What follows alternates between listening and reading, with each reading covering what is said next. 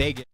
It's the Hoffman Show. We're on the Team 980. We're always live as well on the free Odyssey app. We're streaming live on YouTube at the Team 980. What a day. What a day. I've been in the building for about 10 minutes because I just got back from the Hilton, where the Washington Spirit introduced their new coach, Jonathan Geraldez, today. Got a chance to talk to Yona and Spirit President Mark Krikorian. Those interviews will go up on our YouTube page, and we might play our chat with Mark a little bit later on in the show. But as in the 10 minutes that I've been in the building, we have breaking Commanders news, at first of which I didn't think was that interesting, but then there was one piece of it that is pretty fascinating. We'll talk about it more with Ben Standig at 5 o'clock, but amongst ourselves now, the Commanders announced a series of hires and promotions within the football personnel and scouting departments, and they also did hires, promotions, title changes on the football support staff. I will quickly read through them because most of this is not, like, the names themselves aren't necessarily super interesting or important. Obviously, the jobs they do are, but we're not going to know most of these people. Doug Williams, of course, was a senior advisor to Jason Wright on the business side. Doug Williams is now back in football. He's a senior advisor to the general manager. I know that they talked a lot about Doug getting to know and mentor Jaden Daniels, someone who he's known for a long, long time. So very interesting that he is now officially back a part of the football side. But as a senior advisor, the thing about being an advisor is when you are asked to advise, you advise. And other than that, you generally sit in the background. So Doug is someone that I think does have a lot of respect in football circles, not just because of who he is and what he means to the organization, kind of who he was as a player, but because people genuinely think, like, when it comes to certain scouting things, he's got a good eye. So he'll be a part of Adam Peters' decision-making process whenever Adam Peters wants. So Doug Williams, senior advisor to the general manager. Chris White becomes the director of pro scouting. Sarah Shabo, I'm going to go with Sabo. I apologize to Sarah. I'm not understanding not knowing how to pronounce your last name. Szabo, assistant to the general manager. Dwayne Jones is now a national scout. Then you got another pro scout, another college scout, and then you have some scouting assistants on down. You also have some folks, I'll just mention a few names here. The main one being Rob Rogers is now the vice president of football administration. He was SVP of football administration, but because Ben Sosna was brought in a couple weeks ago from Detroit, the Wonder Kid, amongst the other Wonder Kids they've brought in to that front office, he now technically, they're going to call it a title change. Technically, that's a demotion. But Rob Rogers is staying on the staff. They also announced congrats to Sean DeBarbieri and Jared Carrier or Dry Carrier and Samantha Fatashi, who I know very well because they're on the communication side of things. They all got promotions and new titles. So congratulations to them. I say congratulations on the radio. Now you have to give me all of the interviews. No, they've all been great, and a lot of the interviews that you have heard here on the show, you can thank those people for. And there's other, I think interesting ones. Alexis Dotson, coordinator of player and family support. Like, that's not something this organization had before. That's something that's totally new, and it shows the kind of organization they want to be. They want to have every I dotted, every T crossed. And as a parallel example, I just mentioned I was at the Hilton earlier to do interviews and ask questions at the press conference for the Washington Spirit introducing Jonathan Geraldez, their new head coach. So the quick background to draw the comparison and tell the story here of why someone like a coordinator of player and family support is so important is I was talking to Mark Krikorian, their GM, about some of the things that they're going to have to support Jonathan, their new coach, because he's coming in. It's a new country. It's a new language. And that is a lot, especially in the middle of a season, because they let him finish his season with Barcelona before coming over here to coach the Spirit. And Mark basically was like, look, one, we care. And this does come from a fact of caring about people.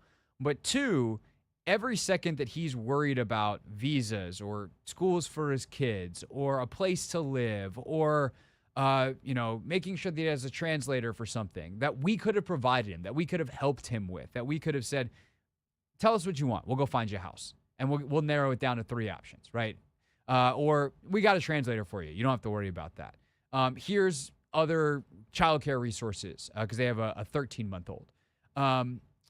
We'll take care of all, like we have lawyers. We'll take care of all your visas. You don't got to worry about it. Short-term, long-term, we got it all covered, right?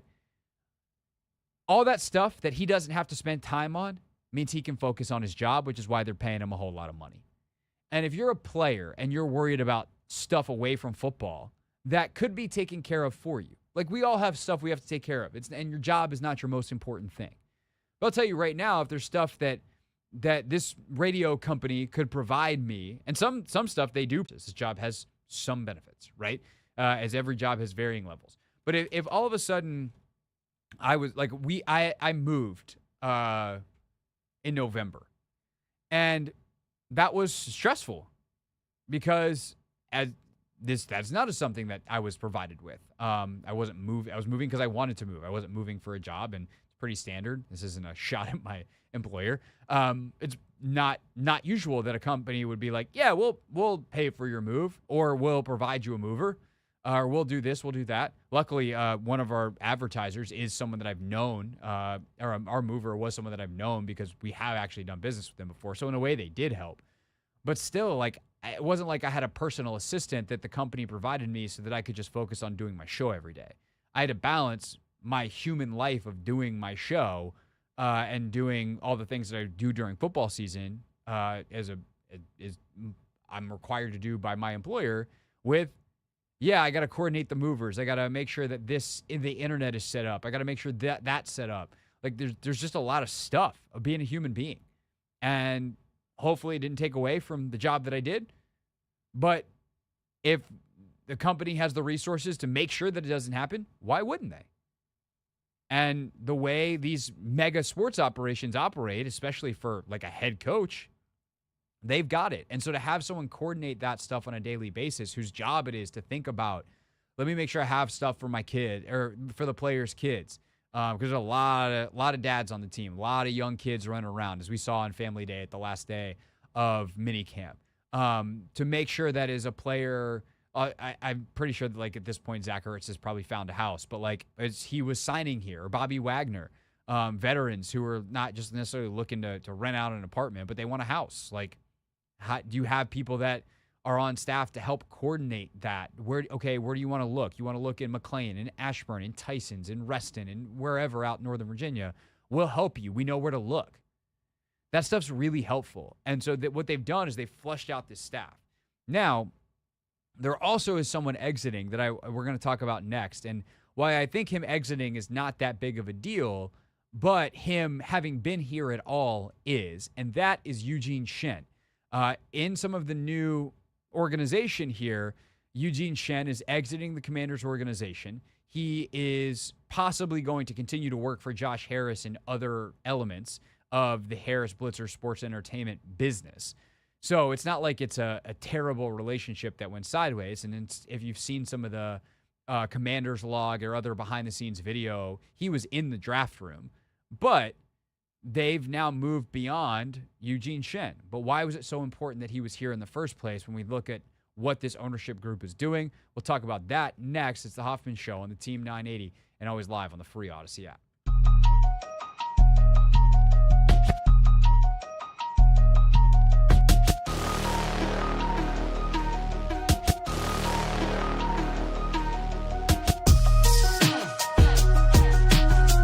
To warn you, bro, it is a mess in downtown Nashville every day of the week and twice on Sunday.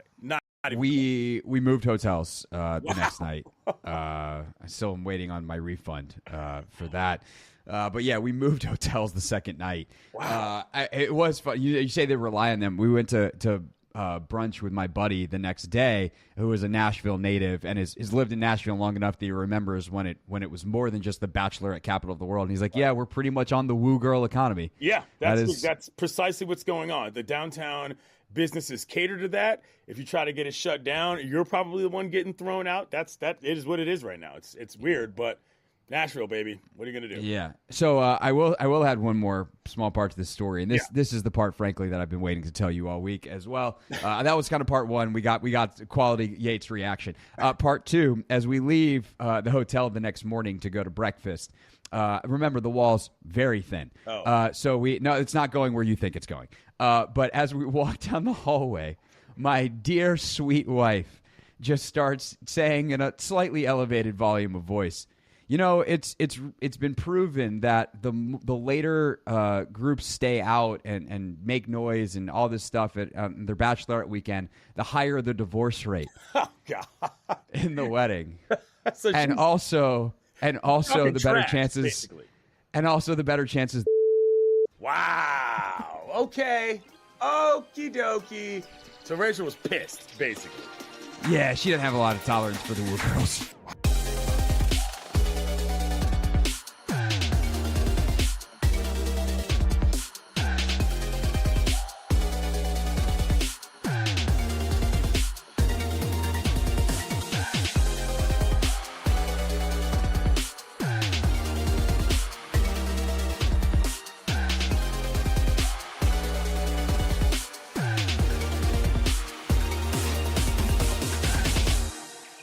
They say on the internet, like, feel free to post stuff, you know, like your friends' photos, do whatever. But like whatever you do for your own well-being, don't read the comments. Comment section, bad idea.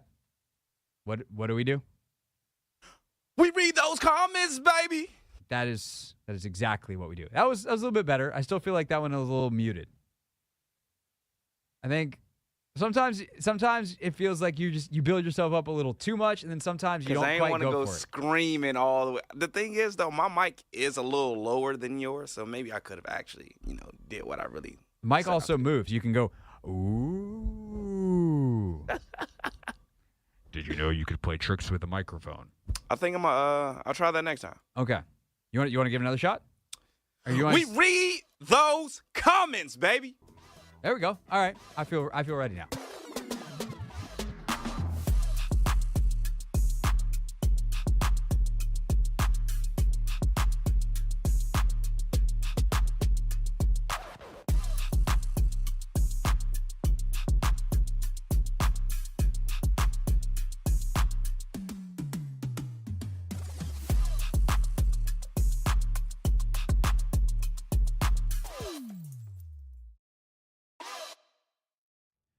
It's the Hoffman Show. We're on the Team 980. We're always live as well on the free Odyssey app, streaming live on YouTube at the Team 982.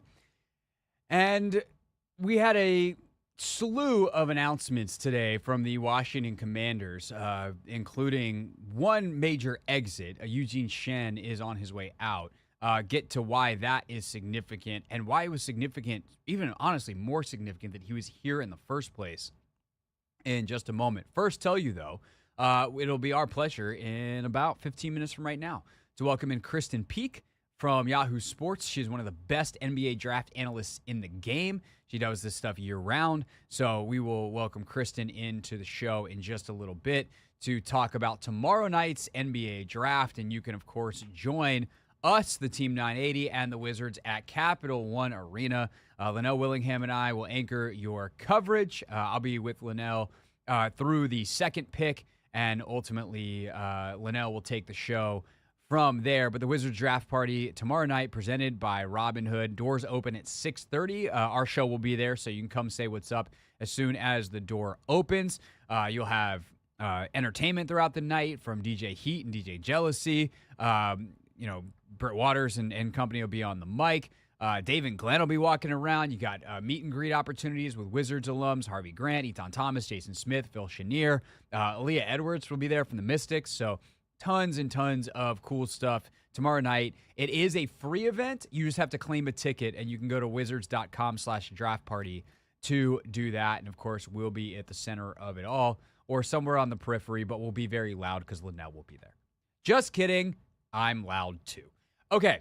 Back to the Commanders and Eugene Shen, and again, back to the draft with Krysten Peek coming up at 4:30. But last fall, Eugene Shen was one of the first major moves that Washington made once Josh Harris took over. And they did that bringing in one of the godfathers of football analytics. Shen, if you're not familiar, his resume is extensive. Long time with the Baltimore Ravens, but also success in other places. Being one of the people on the forefront of the analytics movement in football, not just from like a, hey, I've noticed some interesting things, but really working with teams to figure out what's the best way to build a roster. What are some of the weaknesses and game plans that we can exploit? What are some of the things that we can use data to come up with better strategy on the field, but also in a roster building capacity? And it was really significant that Eugene Shen came here. One, because it kind of said, yeah, if you're an elite person in a field related to football, you want to be in Washington. Working for Josh Harris and working for this ownership group is worth it. Being in Washington is a prestige type of position, and Eugene Shen was one of the first people, if not the first people, to make that kind of statement. And clearly, many people followed, most notoriously Adam Peters, someone who other teams had pursued as a general manager for years. He turned down job interviews, nevertheless opportunities, and ultimately he decides right now in Washington is where he wants to be. But it was also significant that Josh Harris made that move for Eugene Shen before he hired Adam Peters. Because, of course, a GM of Adam Peters' caliber as the head of a front office is going to want to have his own analytics person. He's going to want to have his own head of football strategy. He's going to want to build the roster with the resources and people around him that he knows and is comfortable with. And maybe Shen could have been a part of that. And clearly he was in year one. There's a lot of people that Adam Peters kept through year one to say the continuity, their ideas, who they are, what they bring to the table is worth it in the short term to not upset the apple cart. They're good enough for right now. But I think what's even more significant is it just shows the level of urgency and how important Josh Harris realized it was to make sure that they were on the right track. And what I mean by that is they promised Ron Rivera and Martin Mayhew and Marty Herney and all of them a year. They're like, look, we're not going to fire you in the middle of the season. We're not gonna blow you out. We're not gonna just come in day one and be like, everything you do sucks. We're gonna give you a chance. We're gonna see how you work, and we might make a few asks and recommendations along the way, and we're gonna want to understand what you're doing. But ultimately, we're gonna spend the first year as hands off as possible, evaluating what it is you do, and then we'll decide based off of what happens and what we see if that's a process and an experiment that is worth going down. They very quickly realized it was not. But they had promised the year, and so they gave them the year. Their integrity mattered to them.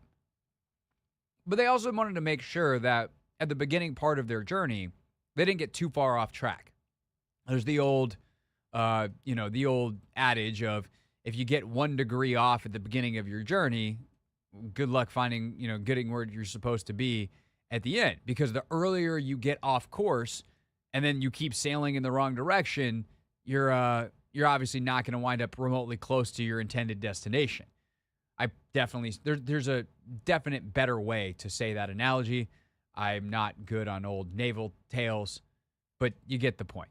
And when you leave on a trip, if you're 1 degree off at the beginning versus 1 degree off at the end, that 1 degree magnifies over time as you continue down. And so on a less analogous, far more sensical and direct way of explaining this, Eugene Shen came in and oversaw big decisions. He wasn't going to necessarily be like, hey, you should change your play calling.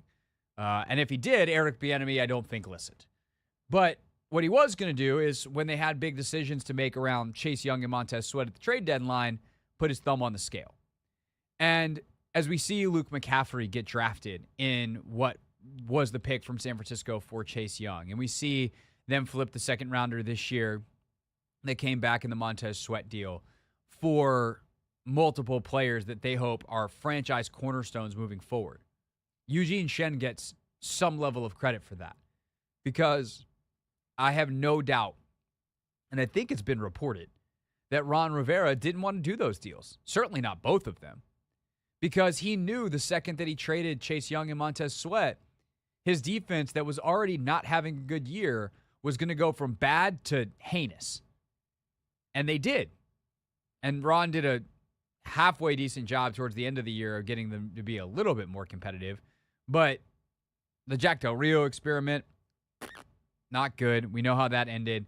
And it wasn't like Ron's defenses were good in the back half of the year. And a huge part of it was their defensive line play was atrocious and they had no pass rush. And it's because they had no pass rushers on top of other problems. And so the fact that Josh Harris understands that the margins of winning include doing things with the level of urgency that said, we'll be men of our words. Replacing a coach or a GM right now doesn't really help us a whole lot. But we have to make sure that we have the smartest people we can possibly get our hands on right now in the room to make sure we don't get too far off track. Eugene Shen was ultimately quality control. And so, yes, the statement that it made for him to take a job here, especially in the analytics community, where Eugene Shen is extraordinarily highly thought of, is important. It opened a door in a way. It opened the eyes of people to be like, yep, nope, we've heard a lot of good things about this Harris group, but damn, if Eugene Shen went to work there, whew, they're serious. But it also helped ensure that this rebuild got onto the right track. And I don't know if he's the most important person that pushed that trade for Chase Young, for Montez Sweat, but he certainly had a big, big part to do with it. And having that person in the room to advocate for the long-term health of the club and for the football team and the roster and the team building was something that was needed at that time. And now that they have Ben Sosna, now that they have their own people that they've brought in, that Adam Peters has been able to build a staff and is continuing to build a staff post-draft. Because remember, there's always a lot of change post-draft because scouting contracts get up or teams are just, guys are committed to the team that they're working for through the draft. And it's like, okay, now that we start the scouting calendar over again, that's when you see the front office changeover. Now it's time to say like, hey, thanks, man. Really appreciate it. And clearly Josh Harris thinks highly of him because he's keeping him on potentially at some other responsibility somewhere in the Harris Blitzer sports entertainment universe. But thanks, Eugene Shen, for being one of the first people to be the brains in the room in this rebuild. And, he can leave with his head held high, job well done. And, we'll see what Adam Peters does moving forward with the building out the rest of the analytics staff. But yeah, that's the news of the day. A lot of promotions out in Ashburn. Rob Rogers staying, but you also have, director of process innovation, manager of football research and development. Like you have people in, coaching analysts. You have people in roles that just have never existed before. And the quality of them is extraordinarily high, and it's an exciting time, I think, to be a Commanders fan because of it, because the process and the investment is so good, and we'll see what kind of results it ultimately yields this year and on into the future. All right, when we get back here on the Hoffman Show, Krysten Peek from Yahoo Sports. She's NBA draft analyst. She's great, and she's next.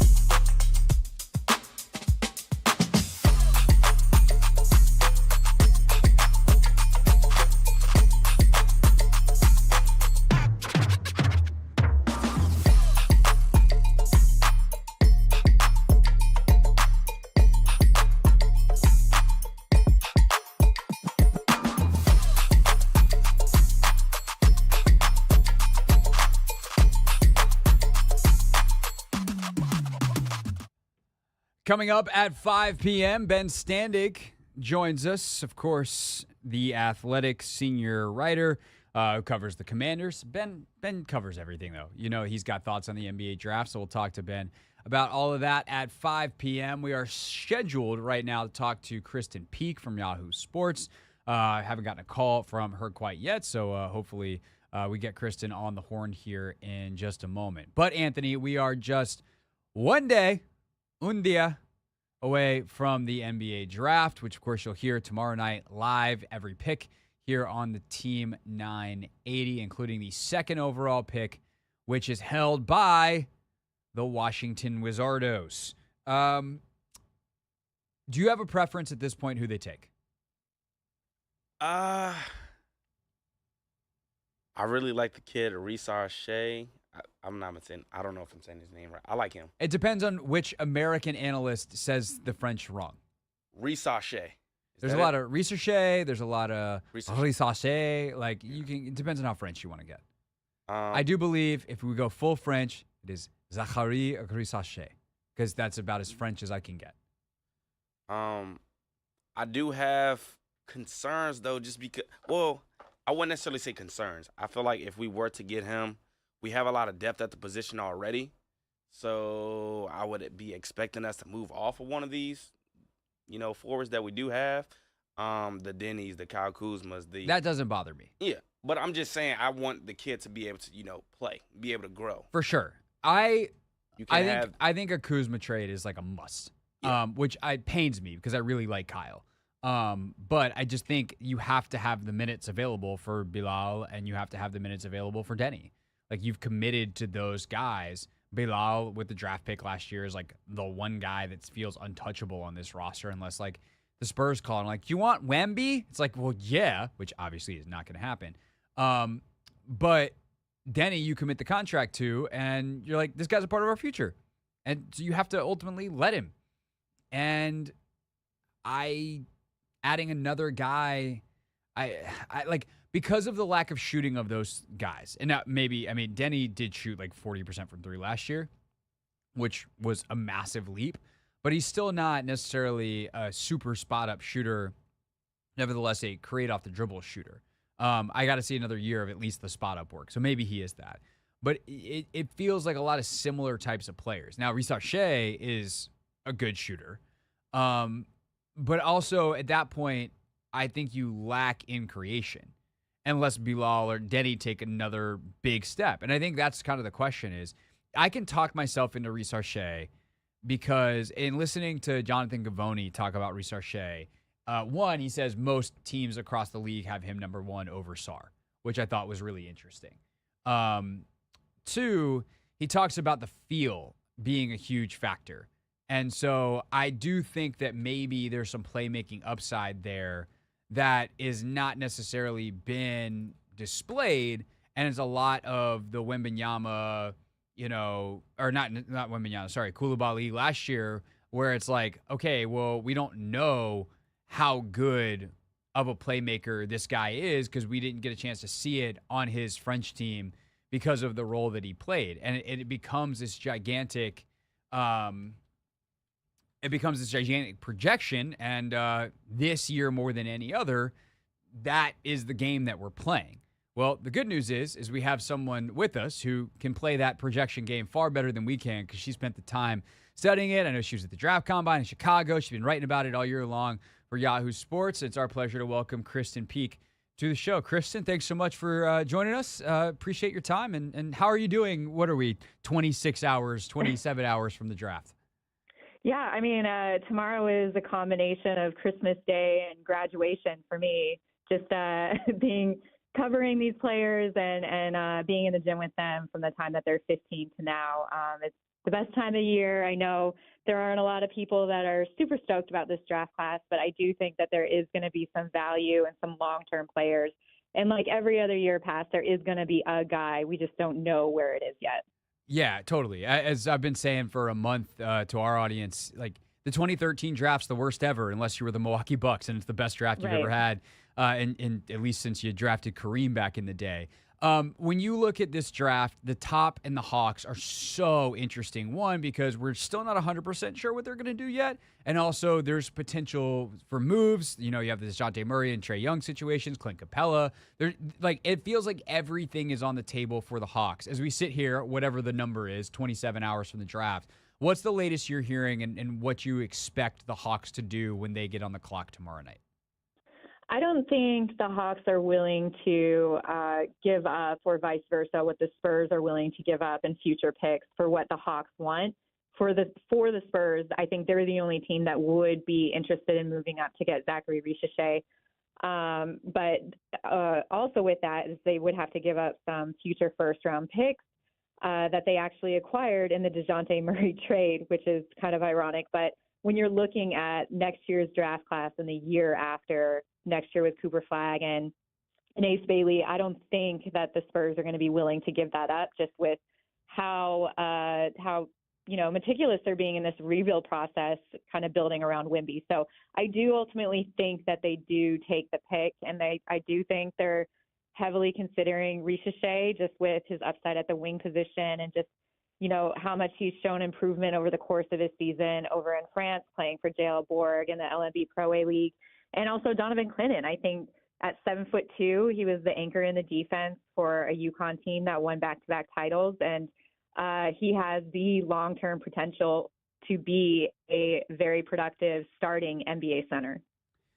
The Richeche argument is so interesting to me, because if you tell a team, hey, in the first round, you're going to get a guy who at the worst is a really excellent 3-and-D player, most teams are psyched.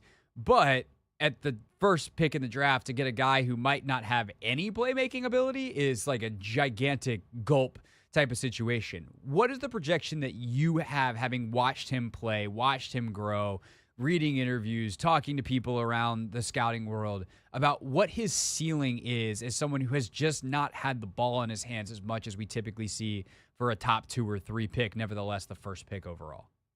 I think why people say that, he doesn't have playmaking ability, is just because the way that players develop in Europe, in France, is significantly different than what we're used to seeing here in the States. We're seeing more ISO ball. That's why you see the shot creation at a higher rate with these college players and American players.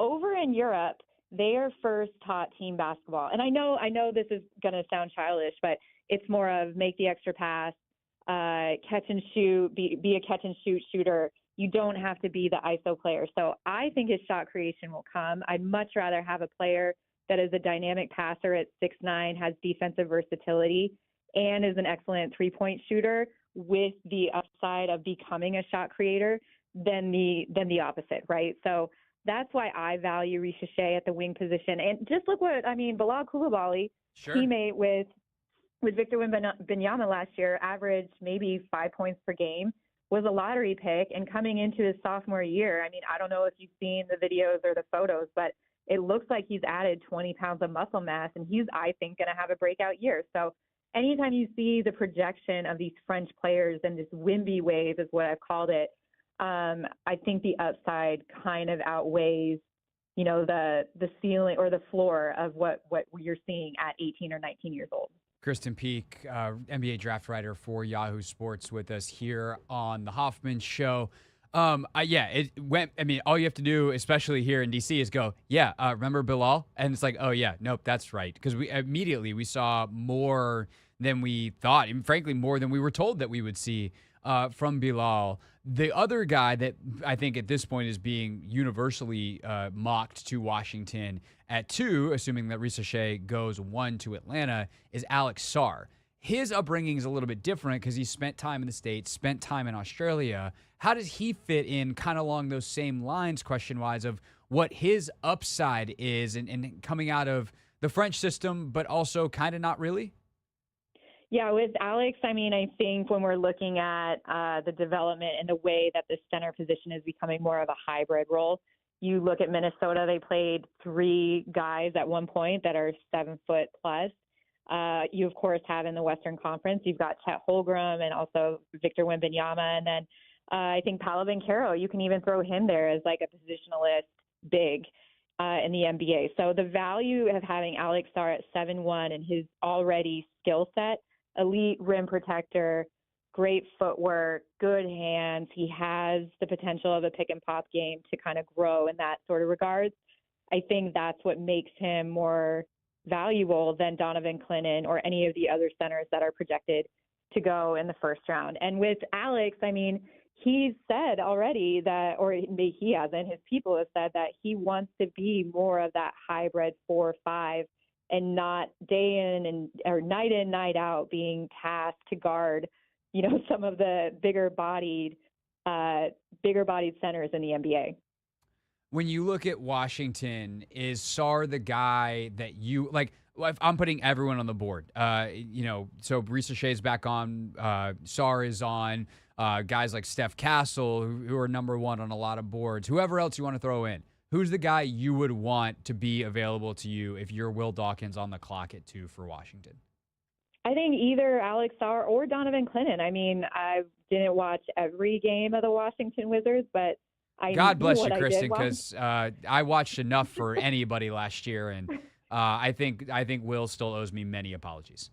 And the thing is like, if you want that center that's going to anchor your defense, then Donovan Clinton is going to be the better match. But if you want that positionalist kind of hybrid role, then Alex Sarr. So at 2, I'm taking a 7-foot plus whatever, because they don't come around. I mean, yeah, they do come around every year, but in terms of the skill set and just the floor of those two guys and what you're getting from a 19, 20-year-old screams upside. Of course, I love Steph Castle. I just don't think it's a right fit.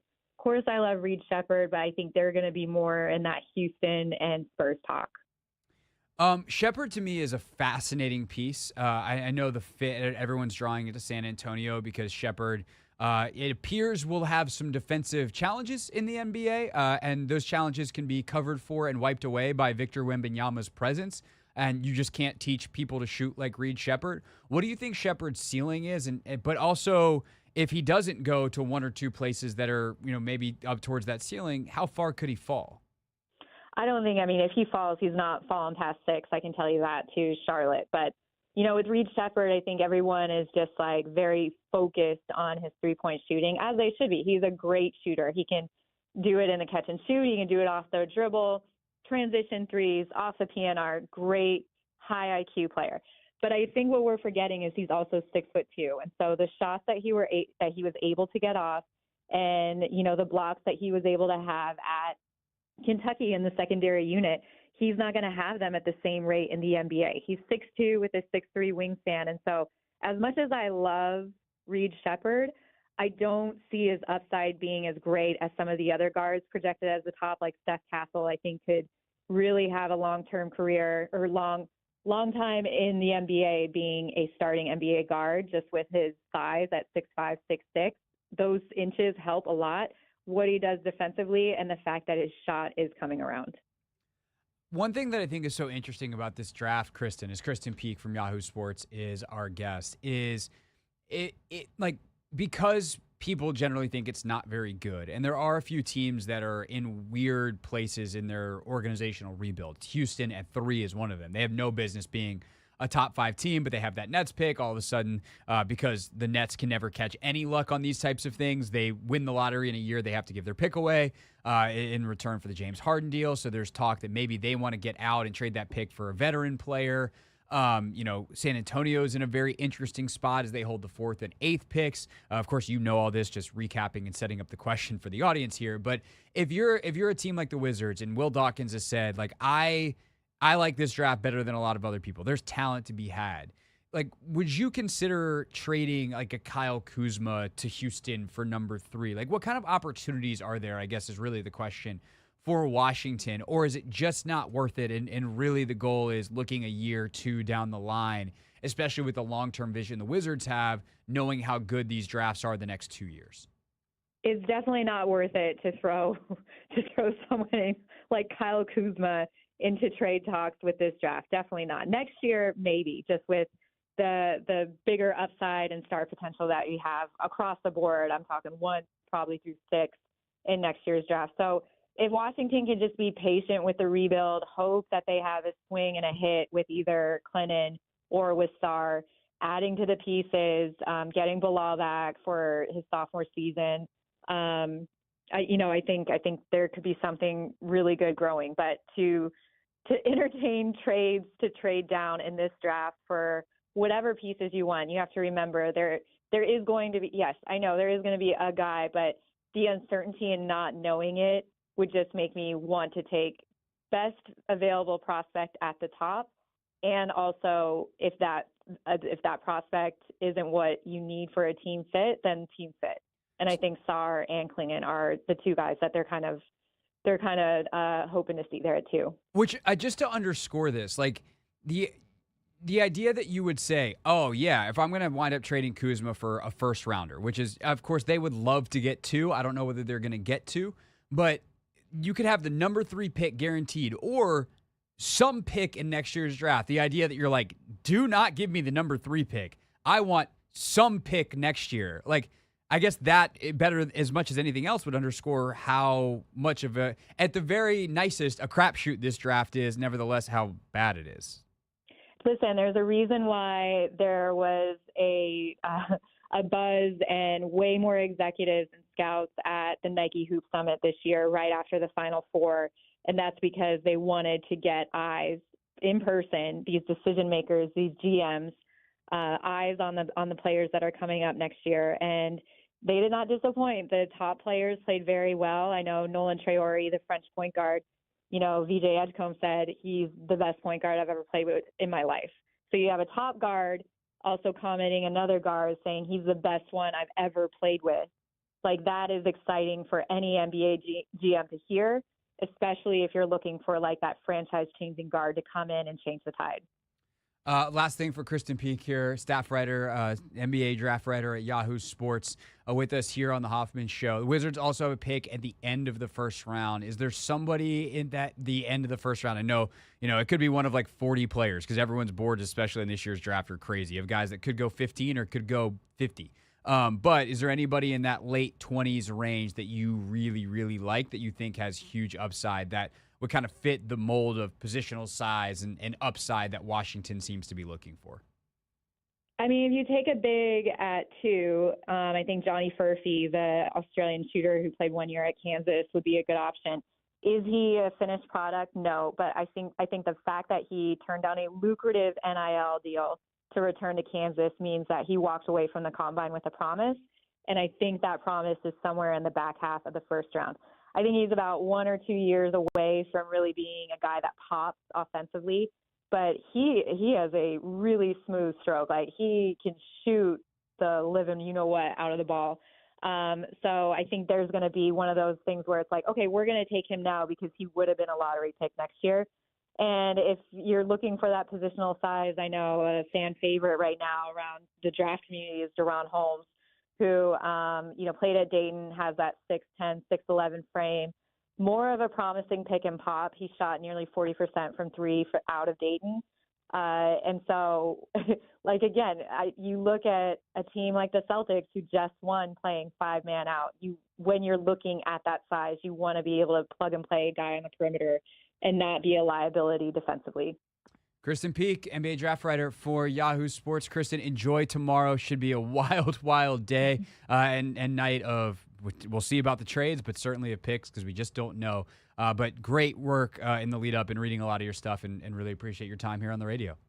Yeah, thanks for having me. That is Krysten Peek, everybody. Yahoo Sports with us here on the Team 980. And don't forget the Wizards draft party is tomorrow at Capital One Arena. It is free and open to the public. All you got to do is go to the Wizards website and claim your free ticket ahead of time. And we'll be broadcasting live from Capital One and that draft party tomorrow starting at 4 p.m. with our show all the way through the end of the first round with Linnell. And I will join Linnell on the NBA draft broadcast through the Wizards selection at number 2 overall. When we get back here on the Hoffman Show, a little more NBA draft, but also reaction to the big Commanders news of the day with Ben Standig, a man who can do both. Ben of The Athletic joins us next here on the Team 980.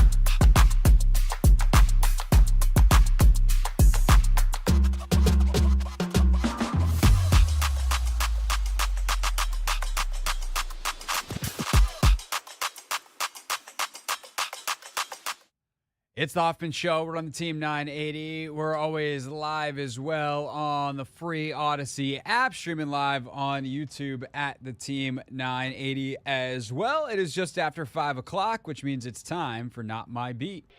Today's top story from the perspective of someone who's there. You are looking live. This just in. Not My Beat. Ben Standig, our good friend from The Athletic, joins us. Today's top story. The Commanders have made a bunch of staff changes. We'll see how significant they are because we're going to ask Ben about it because he knows such things. Ben, first of all, hello. How are you? Happy NBA Draft Week. I know you celebrate as well. I do. I wish it was a, better establishment that we get to eat at. But, hey, every draft is interesting and exciting. That is definitely true. We're not short on excitement. That's for sure. Quality, we can discuss that later. I do actually want to pick your brain on the draft later. But for now, let's focus on your day job, not your favorite hobby, which is the Washington Commanders. They announced a whole bunch of new support staffs. They announced some people with some changing titles and roles. Eugene Shen no longer with the organization, potentially still with Harris Blitzer, but not with the Commanders. What to you, amongst all this list of changes that we received in our email inboxes, is the most important or significant to you? Yeah, I think, look, a lot of the changes or a lot of the announcements today were just, things we largely kind of knew. Like they officially announced the hiring of like Chris White as director of pro scouting. We already knew that was happening. A couple other title changes, some of the scouts, things like that. But the Eugene Shen situation is definitely one that is new. I wrote last week sort of a little bit of a catch-all about some things that were on my brain, and one of them had to do with the analytics department. Specifically, one that was I heard some noise about possibly Shen's future being in question, but more specifically, it was about, that Adam Peters at this point has, remade the whole team, right? Obviously forget the roster even, but, new front office, new changes with the pro scouting, new scouts coming in. But the one area that had not been touched was analytics, and that it always seemed odd that Shen was hired before Adam Peters even got here. A couple of months before. He was hired right around the trade deadline when Washington, as we know, moved Montez Sweat and Chase Young. So it always seemed kind of weird that you would hire this guy as an executive. Like, he wasn't just sort of a rank and file staffer. He's listed as one of the senior executives in the operations department. And when they then hired Brandon Sosna to be the new senior VP of football operations, beyond contracts and salary cap management, one of Sosna's duties was overseeing the analytics department. And that seemed curious in the moment because that felt like that meant there was sort of a layer between Shen and Peters. And why would you have somebody sort of overseeing the analytics department if, in fact, Shen was kind of running that? So I don't know why they decided to make the change, but again, Peters didn't bring him in. He was already here. And just like, I guess to some degree, they moved on from Eric Stokes and Chris Polian is gone and some other things have changed. Peters decided, hey, we're going to have, I guess Shen out, and Sosna is going to, now oversee that department. In some ways, this doesn't matter because it's old news, but I mean, the repercussions will go on for a long time. The trades that were made at the deadline last year result in Luke McCaffrey. They result in Ben Sinnott and Mike Sainristil directly for Montez Sweat and Chase Young. So we see the kind of the fruits of the labor, but what does it tell us about the way Josh Harris was thinking, that he felt, I got to bring in Eugene Shen before I hire a GM? Like, what does that tell us about Josh Harris as an owner, I guess is really the question here, Ben, to not make it completely about what happened before. But what does it tell us about Josh Harris as an owner that he made that move before hiring the GM and the timeline on which he made it? Well, I don't think it's crazy. Like, for example, before hiring Adam Peters, what happens? He brings in Bob Myers to be an advisor, like a broad-thinking advisor, but he also brings in Rick Spielman, a former GM, to help go through the process of hiring a new GM, right? So somebody who has that experience, because Harris doesn't. Kudos to him for saying, hey, I'm not going to just sit here and say I know who to hire. So he brings in somebody to help, right? But we knew that Spielman was a short-term hire, that we knew that he was only lasting as far as the GM and the coaching hires. And Myers is here for bigger picture. But again, he's not an NFL guy. He's an NBA guy here to help Harris just be a strategic thinker, essentially. Shen, as far as we knew, was to be a long-term play. And I think that's the difference. I think Harris recognized rightfully that as the season, was starting to, they hadn't gone on a big losing streak really at that point, but kind of everybody, I think, recognized where the season was going to go at the end, that there would be changes made. And with the trade deadline there, I suspect he wanted somebody with fresh perspective to help give him a sense of what to do, right? And, I don't know what kind of contract Shen signed, but again, the assumption was he would be here beyond just this transition. Ultimately, that's not the case. So I don't think it's a wrong decision that Harris made. It's just more like, he with Spielman, it was clear this is to help me get through this. I guess maybe he couldn't telegraph it the same because you can't say midway through the season we're transitioning at the end of the year. But I have to imagine that was a big deal. And, the day the Shen announcement was made was the day I was like, okay, they're definitely trading either Sweat or Young. It obviously was both. That to me signaled Harris understands this is about the future, not the moment. And, they obviously took some steps in that direction. Yeah, I started the show with this, Ben. I actually think it's like a positive thing to Harris about who he is as an owner, because he realized I need more advanced thinking in the room and making sure that this whole thing gets started on the right direction, not getting the 1 degree off, if you will, at the start of the journey that causes you to entirely miss the destination, was essential. And he did that. And whether Eugene Shen was a long-term part of the plan or not, sure, he's widely regarded as one of the best minds, so there was always a chance he'd stick around. But to me, even just his hiring and the fact that he was willing to come here, considering the caliber of and grade of professional that had been working in the building in Ashburn compared to someone like Eugene Shen with his resume, to me, it's a resounding success, even if it's ending here, or now that it is ending, I guess I should say, because it's not an if, now that it is ending after, 8 months of employment. Yeah, no, like I said, I mean, it seemed weird because, to some degree, how, the headline is Commanders fire executive after 8 months. And, that could sound pretty negative, right? Depending on how you want to look at it. But, look, I presumably, Harris, I'm sure, had his eye on Adam Peters at that point, but he can't know for sure, right? That he's going to get him, because obviously Peters was a big deal, and he doesn't know who he's going to hire. But he felt he needed somebody in real time. And like I said, was Eugene Shen the best person he could bring in? I don't know. I mean, I don't know what Vinny Serrato was doing, but like that's what Dan Snyder did essentially, right? He brought in that kind of guy, and the difference was that Vinny Serrato ended up staying a long time and having a big influence on what happened. Here, they bring in a guy in Adam Peters, and he let Adam Peters make the decisions. And again, I don't know exactly that Adam Peters said, "Hey, we want Shen gone," or what happened for sure, but it seems that's the logical assumption.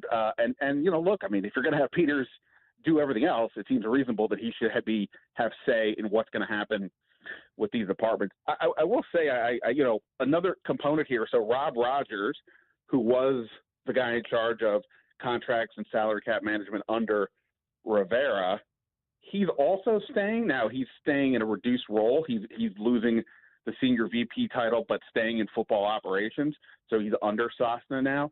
Because Sosna has so many responsibilities, I almost wonder to a degree if Rogers is there for sort of the nuts and bolts aspect of everything, while Sosna has these many duties, including the analytics department. So it's interesting to me, at least, that they sort of double up on the football ops side, but lose the person who was overseeing the analytics, which to me signals a further sign that just Shen wasn't fitting in.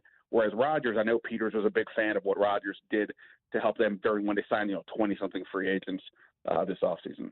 Ben Standig, Commander's beat reporter for The Athletic, is with us. And now that you mentioned that, Ben, I think that's an interesting pattern with Rodgers, and Martin Mayhew stays at a reduced role as well. What do you think it says about where this organization is going, that these men are willing to, or does it say more about their options and what their stock was around the league after the last 4 years of working in the Rivera administration? I mean, look, it probably says something. Look, I think in the case of Mayhew, I don't think he doesn't come across to me as a guy with some massive ego, right? I mean, obviously, to take essentially a demotion in the company you work in would be, a tough deal, I think, for a lot of people to deal with. But this is professional football. He kind of, I assume, knows what the options are. Take this role that is being offered, or, go hit monster.com and see what's out there, right? In the NFL world. But in this case, obviously, he knew Peters previously. They worked together in San Francisco. Obviously, he clearly, they both must have liked each other enough to decide to stay. And, I know some people are like, oh, you got to get rid of all these people who were here before. Well, you don't really. If he's going to have a different role with, maybe a more specific angle, I think Mayhew has been typically focused on the pro side, and Hurney was the college side. That's fine. If Peters trusts him and then he's making the final say, I don't have any issue with that. And, probably same thing with Rodgers. I mean, there's only so many salary cap leads and contract negotiator spots available, right? It's kind of, I don't know if it's just like quarterback where there's only 32 of these jobs, but presumably it is something like that. So, if I think maybe it also does say something about Peters, right? That these guys are willing to stay, that Peters isn't coming in here with some big ego or big attitude. Like he is known to be a guy who people really seem to like and gravitate towards. So it does, to me at least, indicate that as well, that these two guys were willing to say, all right, I'll take the lesser title, but I like what's going on here, so I'll stick around. Ben Standig sticking with us here on the Hoffman Show, despite his vast experience over the previous 2 years of this program. So when you look at any of the other, whether it's names or positions, because a lot of the names are not people we know necessarily, Ben, or have any kind of significant file on, but I do think some of the job titles are interesting. Is there anything else besides the Eugene Shen part of this and the analytics part of this that stood out to you as interesting and or important? I think one that's interesting to me is Doug Williams, right? I mean, yeah. Doug Williams was one of the leading voices in the front office prior to Ron Rivera's hire. When Rivera came on board, they moved Doug Williams to, a role like an advisor to Jason Wright, but more specifically, that means out of the front office of the right. And he was not part of that group. And and I noticed that Williams, we saw Williams more with this whole Peters contingent during the offseason, and now he's listed on the website. There's like 5 executives listed in the football ops side, including Adam Peters, and one of them is now Doug Williams. So look, I don't know how much of a voice he has. Same thing with Mayhew, but that Peters is bringing in one of the legends of this organization, not just to be around to be a show pony, right? But he's actually part of the group, right? So I think that's notable. Again, I don't know what he's going to do other than maybe just be there for a sounding board for Peters. But if that's something the GM wants, then that's good. And simultaneously, again, it puts Williams back in the mix in the front office. All right, Ben Standig with us. That's enough of your day job. Let's get to the thing you want to talk about. The NBA draft is tomorrow. Who do you want the Wizards to take? Well, can I say I want them to trade down? Is that a sure? You can want whatever you want, Ben. No, Will Dawkins isn't listening to any of us, so I say we just recklessly speculate. Yeah, look, obviously a lot's been said about this draft. When people say it's a bad draft, they don't mean that there won't be anybody in this draft that emerges. It's that right now, today, it is borderline impossible, it appears, to figure out who any of those people will be. And therefore, as happened in the case in 2013, and to some degree, that in 2013, the Wizards took Otto Porter number 3, and in 2001, they took Kwame Brown first. That was another year where it was kind of unclear what was going to, who was going to be a long-term standout. But other guys came behind them. To me, this is why I would trade down. Not only is Washington, not only is there that uncertainty, but they still need a ton of help. Get as many assets as you can. And, if you can trade down in a year again where the gap between 2 and 12. I don't know where people are putting their tiers, but I'm going to bet that it's probably not a major gap. So I'd rather move down, get picks, and go from there. Beyond that, I just think they got to take whoever they deem is the biggest upside play. If that's Alex Sarr, who's the name everyone is discussing, even though the Wizards seem to be even quieter than the Commanders have been with some of their thoughts, that makes a lot of sense. 19, big man, plays defense, runs the court. If they think his upside is, the best out there, then that's the way I would go. How about you? Yeah, that's kind of where I'm at, is just take the biggest swing. The other thing that's hard is, in some ways, it's eerie how similar it is to talking about the Commanders draft stuff, where especially considering the people that we've covered throughout our careers here, and your career as a DC sports observer is longer than mine, in part because you grew up here as a fan, and I imported myself in 2015, but it's been almost 10 years at this point. We've just covered so many incompetent talent evaluators. It's really weird to go like, yeah, I kind of think this, but if Adam Peters or Will Dawkins does the other thing, I trust them. And that's a weird place to be in. So that if they trade down and play the numbers game, analytically, that feels like the right thing to do. But if Will Dawkins takes Alex Sarr, I believe it's because Will Dawkins thinks Alex Sarr is going to be really good. And I trust Will Dawkins as a scout. And I just kind of throw my hands up and be like, this is why they probably think it. We'll see if they're right. And that's a weird place to be in covering these two teams. Yeah, I mean, I do think I think there are legit similarities in the two situations. Both GMs came in, in a case of Winger and Dawkins, came into a situation where it was not good. It was bleak, and given the go ahead by the ownership, their finally Ted Leonsis relented and said, okay, you can rebuild.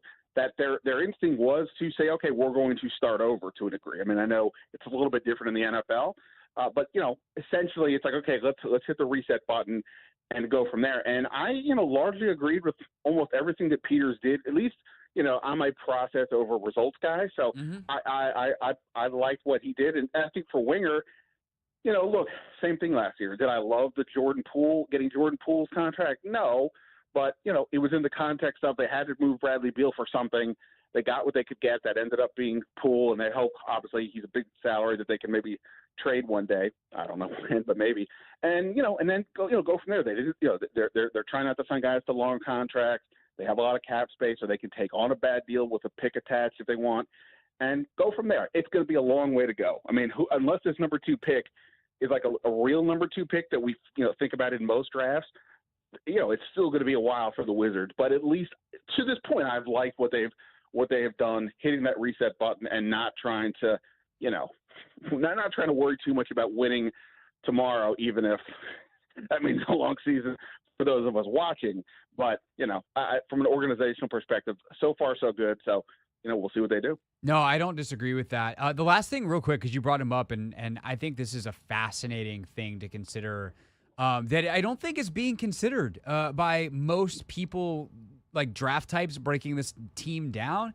I am stunned, Ben, when I read coverage, how much Tyus Jones's name comes up, considering that he's he could just walk. Of course, he's a sign and trade candidate, all that stuff, but he could just flat up not be here. Jordan Poole's gonna be here, and he averaged over 20 a game in the last 6 weeks of the season and looked like a totally new player under Brian Keefe. And just Jordan Poole, throw him to the side. He's not even talked about in most of these write-ups about the Wizards and how they're building this team. And there's only 2 or 3 guys that matter that are currently here anyway. Are you do you experience the same thing, or you just see Poole as, can they get his trade value back to, we don't have to attach draft picks to trade him and get rid of him as soon as possible? Or how do you see Poole and how his presence impacts this draft? I would imagine that his presence, I don't think anybody's presence on the entire roster matters with what they're going to do in this draft. I mean, obviously, sure, you have some wings and Koulibaly and Denny, and if you want to view Poole as the starting point guard or whatever, sure, but you're not drafting, you're not going to pass on somebody you like for that. This isn't like if you have John Wall and Bradley Beal and then don't take another guard. So, look, I think Poole did play better, like you said. I hope he continues to improve under Brian Keefe. But that type of player, that, high confidence shooter, volume shooter. That guy just doesn't change historically. So I'd be floored if Jordan Poole had some big 180. And I know they wanted to still be aggressive and all that, but to be a point guard for real on a team that's good, not just a team that's bad and have to play games because there's a schedule, then, we'll see. But, yeah, I think to me the best bet is still – or the best hope has got to be he improves enough that not this year probably, but like maybe the year after that, his trade value is higher and the Wizards can then maybe move him and they start getting into that as they keep getting to that next phase of where they're at. But, look, they have to play a season this year. Somebody's going to have to score.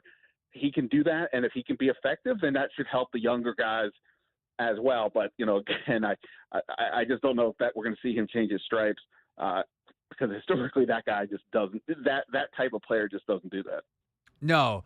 But he does have value because he's averaging 20 and shooting, if he can get it a little more efficient, like that's value somewhere, just probably not as a starting point guard. Ben Standig, of course, Commanders beat reporter for The Athletic, but you've known Ben's coverage, covering everything DC sports for years, so great to chat a little Wizards as well. Ben, enjoy the offseason if the Commanders ever stop doing things and you can actually have an offseason.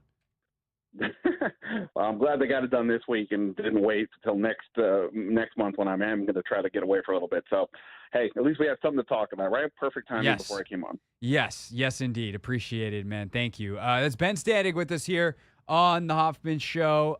When we get back, Anthony, I meant to pull up the rundown. What are we doing? Today's been a whirlwind because we got that news right before the show. What are we doing when we get back? We'll probably talk Olympics and what happened yesterday. Oh, yeah. There's some stuff that happened in the Olympics yesterday. A lot of stuff. So, Olympic trials for USA track last night. A lot of news. We talk about it all next.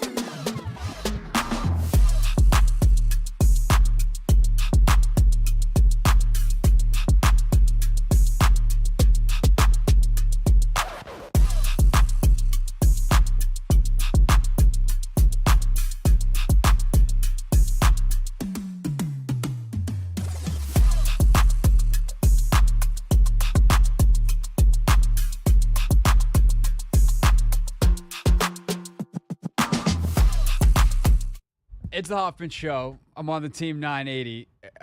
We're on the free Odyssey app. I'm laughing, and I need a moment to regain myself because of something that you will hear later in Real Things Real People Said in Real Microphones. Anthony is watching it right now on mute, but you can read. I actually haven't heard it yet. I just read the captions. It is the story behind DeAndre Jordan and Nikola Jokic's handshake, and involves the phrase, "I guess I'm Black Serbian." And if that doesn't make you want to stay through, or at the very least, if you have things to do, come back for the end of our show, you just don't get our show, and that's fine, and thanks for listening in the meantime. Anthony, last night, the Olympic trials gave us all kinds of drama. Some good and fun and lighthearted and inspiring.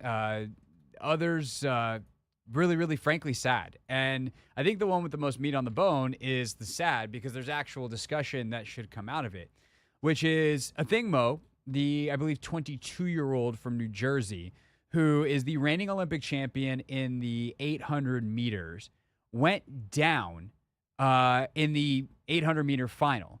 There was a pack, and, Otto Bolden, who does such a great job for NBC, always talks about, she runs from the front, and if she ever gets caught in a pack, she has such a long stride. She's just incredibly tall for someone in that distance, and she has a very, very big back kick that you're scared that she'll clip somebody and go down. And sure enough, in the 800 last night, down goes Athing Mu. And she appealed. Coach Bobby Kersey said Mo got clipped by another runner on the backstretch of the first lap, which caused her to veer left and tumble to the ground. USA track and field officials reviewed footage of Monday's race deep into the evening, but eventually denied the appeal. They did not give details. Normally, protests are granted when there's clear evidence of a runner obstructing another runner. Incidental contact is considered a part of normal racing. She will be eligible for the relay pool and likely will go as part of the 4x400 team if she wants to. And Kersey did say, hey, this is the U.S. system. It awards spots to the top 3 finishers of the trials, but does not make exceptions for past performances or Olympic champions. And really, I think the question, if you want to ask a question off of this, Anthony, is should they? Because there's a chance that this incredibly unfortunate incident that happens at U.S. trials not only costs Athing Mu a gold medal, it's already done that. But with all due respect to the other runners who would have been competitive and right there, obviously Athing Mu would have been battling down to the final meters. But she's the best in the world. And did the USA just cost itself a gold medal because of its own rules and the way they try to be fair and make each Olympic trials its own thing? I think they definitely messed up on this one. Again, you just said she's the best in the world. I don't think, Jamaica, if Usain Bolt was in this situation, they would just leave him off. No, he's the best in the world. He's the best sprinter at 100, 200. And I just don't think you do yourself sort of kind of an injustice. I guess it is, fair to the other competitors, but I think this is very controversial. And I wish they could look more into it, but apparently her appeal was denied. And I don't know. I feel really bad for it because, again, we know how much work, these athletes put into their craft. You don't get to the top of the mountaintop without all the work that, she's put in over the years. And I just feel like as an Olympian, who won this 4 years ago, I just think if you're the gold medal first place winner in any race, to be honest, me personally, I think you should be allowed to come back. I feel like there should be room for exceptions. And that's just kind of my philosophy in life is you have rules because you have rules, but sometimes you need to give yourself a little bit of wiggle room. And if the reason that you're giving an exception is for a good reason and not just trying to wriggle around the reason you have the rules, it would make sense to have that flexibility. I mean, it's so hard, right? Because she hasn't been in form, and part because there was so much pressure on her. She felt like every time she stepped on the track, she had to win, which is an odd thing in track, because it's is unpredictable as it can be. It's often very predictable. The fastest man or woman tends to win. Who's the best in the race? We can pick with 85, 90% certainty before a gun goes off who's going to be the first person across the finish line. And yet you have things like this that happen. You have injuries, you have people fall in and out of form, but generally speaking, when it comes around Olympic time, the favorites win. And this racing incidents happen, but this isn't the race, right? The race is in the Olympics. If something like this happens in the Olympics, and it's like, well, that sucks. She doesn't get a gold medal. But when you have that level of control, because you're right, other federations don't do this. Other federations have room for exceptions. It's up to the federations themselves. I think it's also hard, though, to tell, hey, sorry, woman who finished third, you crossed the finish line third, but we're going to give a Thing Mo your spot. Like, what, does a Thing Mo just not have to run? Like, what is it? But realistically, I've got, her times up here. Like, while her season's best is not, like, would not have won yesterday's race, the season's best for an American is Nia Akins, who won the race yesterday. She was 157.36. But a Thing Mo in 2023, less than a year ago, set the American record at 154.97.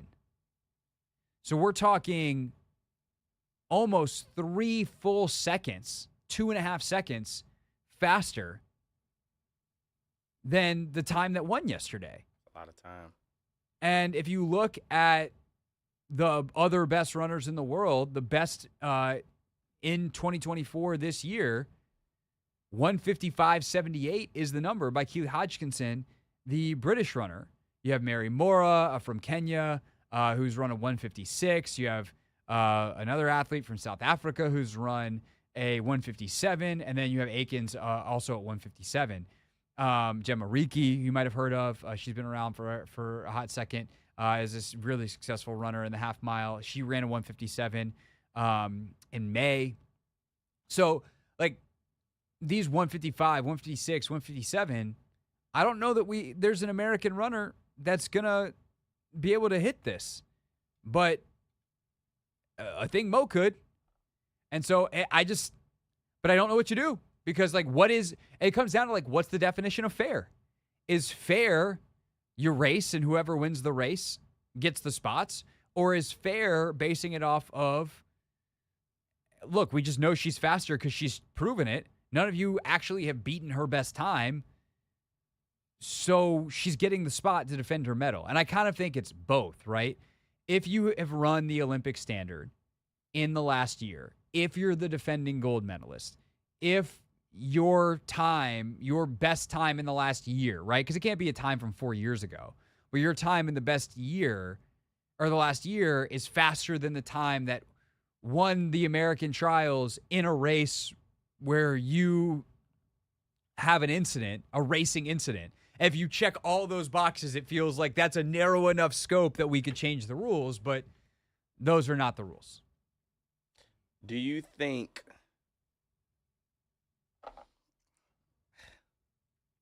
I don't know, man. I don't know. Yeah, it's just tough. It's tough. And I'm trying to think about all the possibilities, like, you can get around it. And it's just, I guess there's no fair thing to do. Like, what I would hope, though, is, like, I guess this is kind of the same, but kind of not, is, like, God forbid one of these athletes tests positive or has an injury or something between now and Paris. Like, can she be the alternate? Or does it just it probably goes to the roll down. Whoever finished fourth. Surprise, congrats, you're an Olympian. So long as they've hit the Olympic standard. Are there only 3 people allowed to go to per country? Yeah. Yeah. That's brutal. It's brutal. She could certainly go and be a part of the 4x400 team.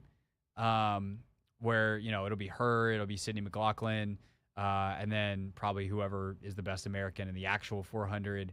Because that's the other fun thing about the 400-meter hurdles start this week, or start Thursday, I think, are the rounds. Friday, the semis, Saturday, the final. Maybe it's Sunday. I think the 400 hurdles are actually the last event this time around, because there's no relays in the Olympic trials. So you are going to have an 800-meter runner who didn't wind up making the team, potentially, a 400-meter hurdle runner who's actually the fastest 400-meter flat runner but isn't actually doing that event, because Sid's season's best time in the 400 is faster than anybody that ran at the trials, but she's focusing on the hurdles and defending her title. And then we'll see about the actual 400-meter runners and see who rounds out that team. But you could also say the 4x4 mixed relay. You could do Sid, Athing Mo, and then Michael Norman and whoever you want the next runner to be for the Americans. I think Norman came in second. So whoever, I'm forgetting the guy's name. It's Quincy Hall. Quincy Hall, thank you. I was like, it's Quincy, but not Bullis High School's Quincy. Yeah. So you could do that. And it's going to be a fun summer. I'm hoping to get our pal Trey Hardy from NBC, who's been phenomenal on the call of the field events, on the show one of the next couple of days to talk about all this. But there's certainly a chance that Athing Mo goes to the Olympics. But I guess the question that I would ask Anthony is, like, if you're her, do you want to? Do you go just as a medalist or Great. just as a relay participant? She's 22 years old. That is an experience. I'm going in for her. And the thing is, all right, she might not be able to win gold in the event that she specializes in, but if you're on the 4x4 relay team, if you're on the mixed team, you still have a chance to go out there and win gold and just have the experience. I hear you, but in such an individual sport, is being there just a reminder that you, like, does it hurt too much? If you're Quincy Wilson. If you're Quincy Wilson at 16, of course. Exactly. But, like, she's 20. She's not far removed. Yeah, but she's the reigning Olympic champion. I think it's going to hurt a little bit. It's definitely going to be. It's definitely going to hurt. But like, I don't want to be in the stadium on the day of the 800. I'm like, nah, I don't want to watch these people that I should be out there racing, and I would have beat. Or maybe she's a good team sport, and she does seem like a wonderful person. She's probably going to root for Atkins, and I forgot the two women that came in second and third. But I think if she's the woman that we think she is, I think she's going to go out there. She's going to support her teammates. Yes, she's going to be, itching and wishing that she was in the race, but I think she's gonna have to accept it. And she has about a couple of weeks to, get over it to an extent, but it's still going to hurt a little bit. It's still going to, being there for the opening, there's so many things that are going to be like, damn, this is just not the way I imagined it. But also, if you get to win Olympic medals and you probably make a little money doing sponsorship stuff on the side, like, I ultimately would go, but it's easier for me to say that, not having the feelings that she's experiencing right now. Yeah, just so unfortunate for Athing Mo last night. Again, shout out to Bullis High School's Quincy Wilson, 16-year-old, literally sophomore at Bullis High School, made the 400-meter final, came in 6th, could definitely be going to Paris for the relay team, will potentially need a parental chaperone. But no, it's an incredible feat for him to be on his way, potentially as part of the 4x4 relay team. Would run in probably the preliminary rounds, but still receive a gold medal as long as the U.S. wins that race, which is not a guarantee, but they've been very strong in that over the years. All right, when we get back here on the Hoffman Show, made a field trip earlier today over to the Hilton to partake in the Spirits festivities, announcing Jonathan Geraldez as their new head coach. He has been the coach in waiting since December, finished out his season with a Champions League win for Barcelona, made his way over to the States. I talked to Jonah, but the interview we're actually going to play for you next is with Spirit General Manager Mark Krikorian on how he was able to hire Jonah and some of the decisions they made along the way. Really good stuff from Mark, who's a very, very smart executive. And we talk a little bit about team building and some of the things that have crossed over with what we talk about with the Wizards and Commanders team building as well. You definitely want to hear this interview next on The Hoffman Show.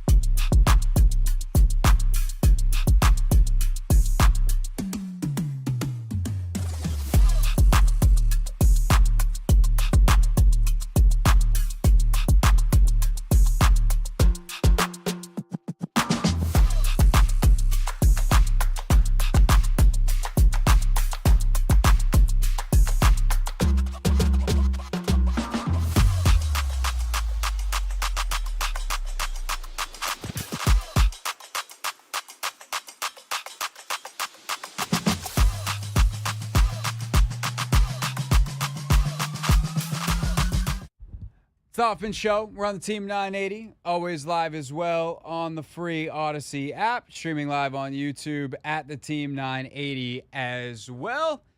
And in just a moment, I went over to actually, Anthony. Tell you what, let's do this because this is a taped interview. The beauty of a taped interview is we can move it because I'm now looking at the clock, and we should probably not play a 9-minute interview where we have space for 6 minutes worth of content.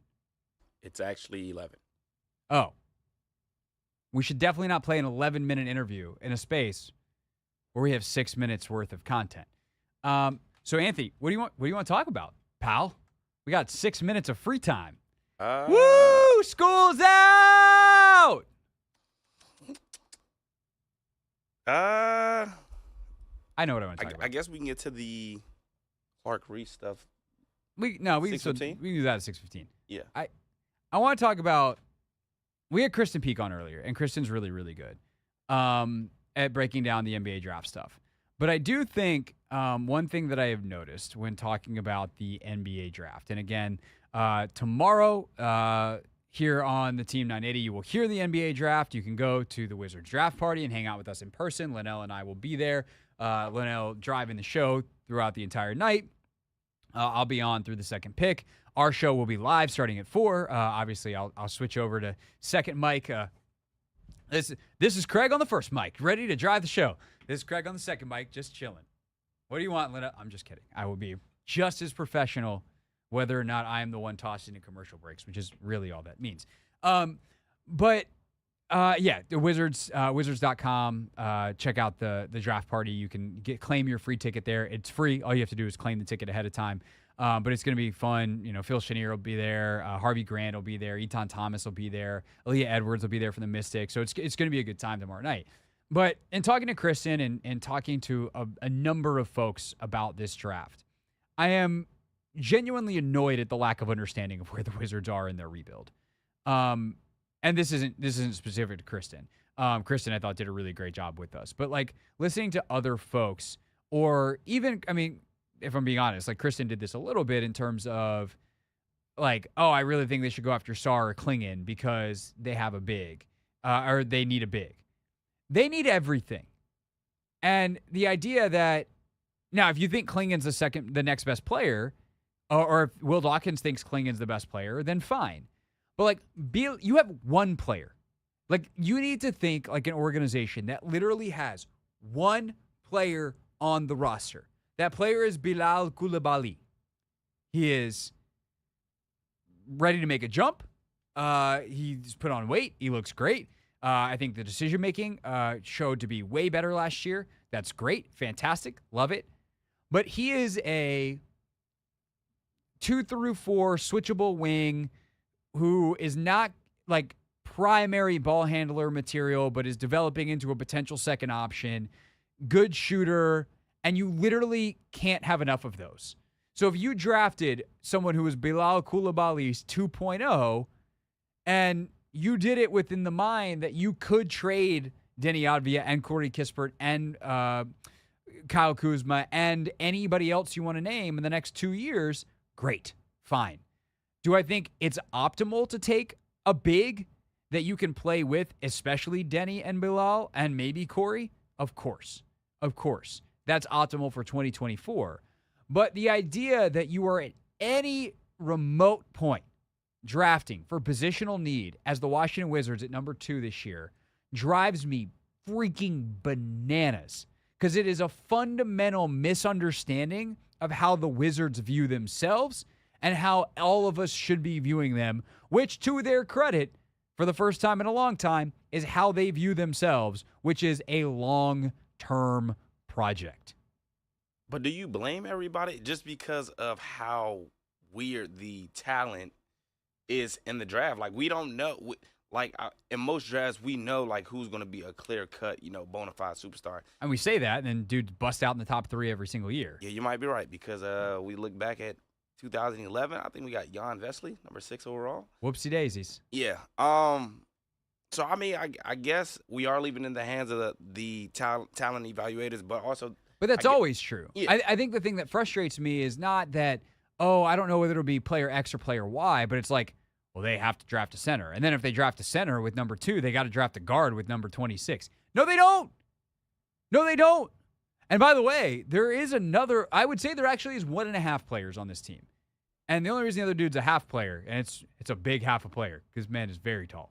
But like Tristan Vucevic, who they drafted in the second round last year, came over and looked pretty damn good in the little bit of time that he was here. He like figured some stuff out and was like actually an NBA player in year 1, coming off of a European season, like figuring out how to exist in here, nevertheless, like play NBA basketball. Like that was impressive to come in the middle of it all and just put up some numbers and like look competent out there. That's really hard. And a second round pick, there are no guarantees. So they have one part of their big man rotation. I think they probably look at Bagley and they're like, that dude was actually pretty good for us when he was on the floor last year. Like something's there. I think they'll probably look at Poole very differently than a lot of outsiders look at.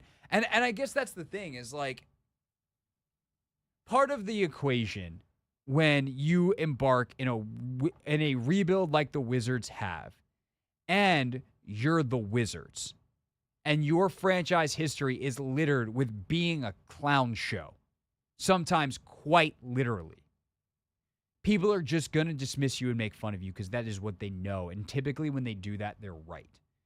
And I don't think that's what this front office is. I think this front office is not a clown show.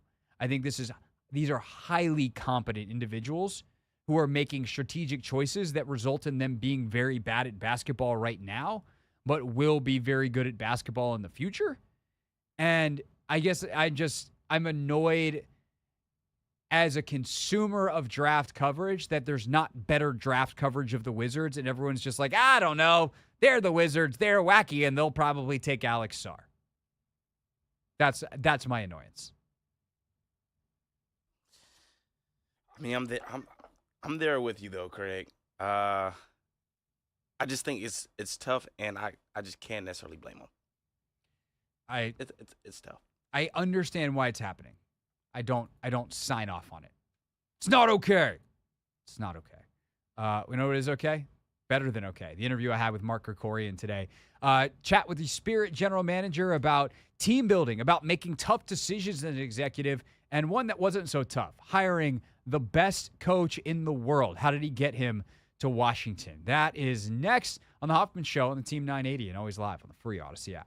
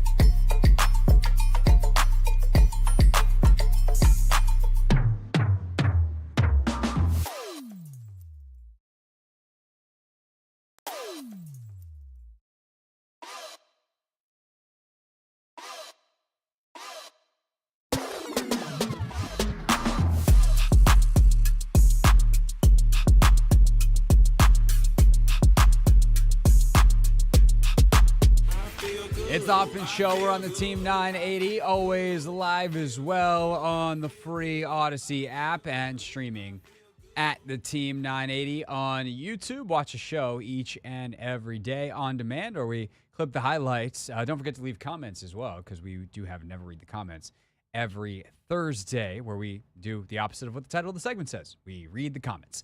Okay, earlier today, went over to the Spirit's introductory press conference. If you haven't been following along, you're like, wait, the Spirit, I've been hearing good things about them. Aren't they in the middle of their season? Aren't they doing great? Why do they have a new coach?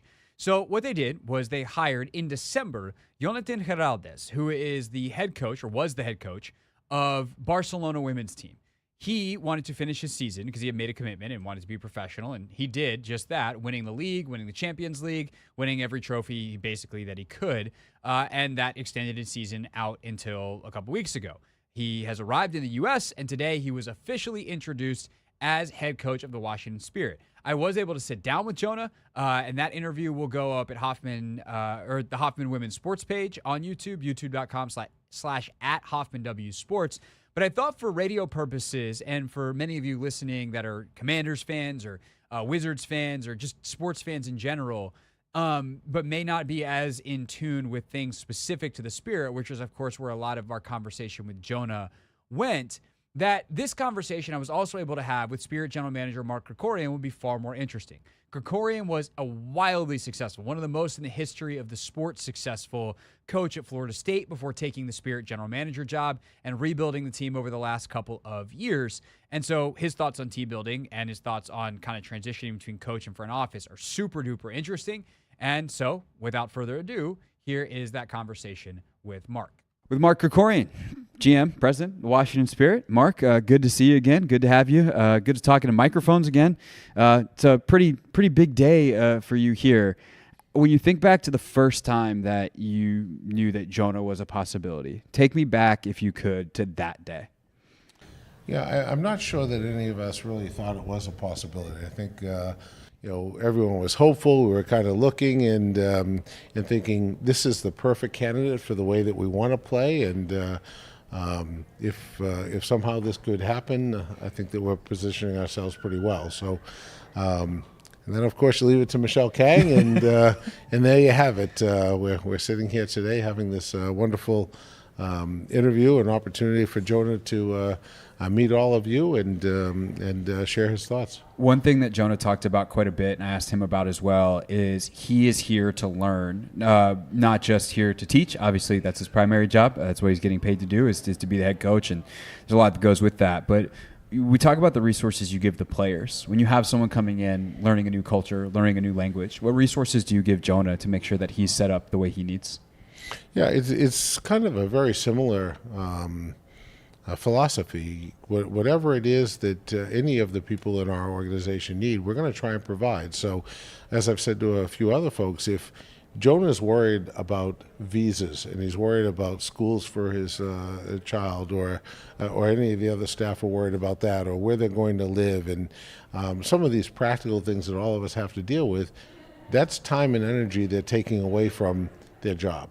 And for us, we have a big staff, and we have a staff of people who really care. And all of us are trying to figure out and be ahead of it.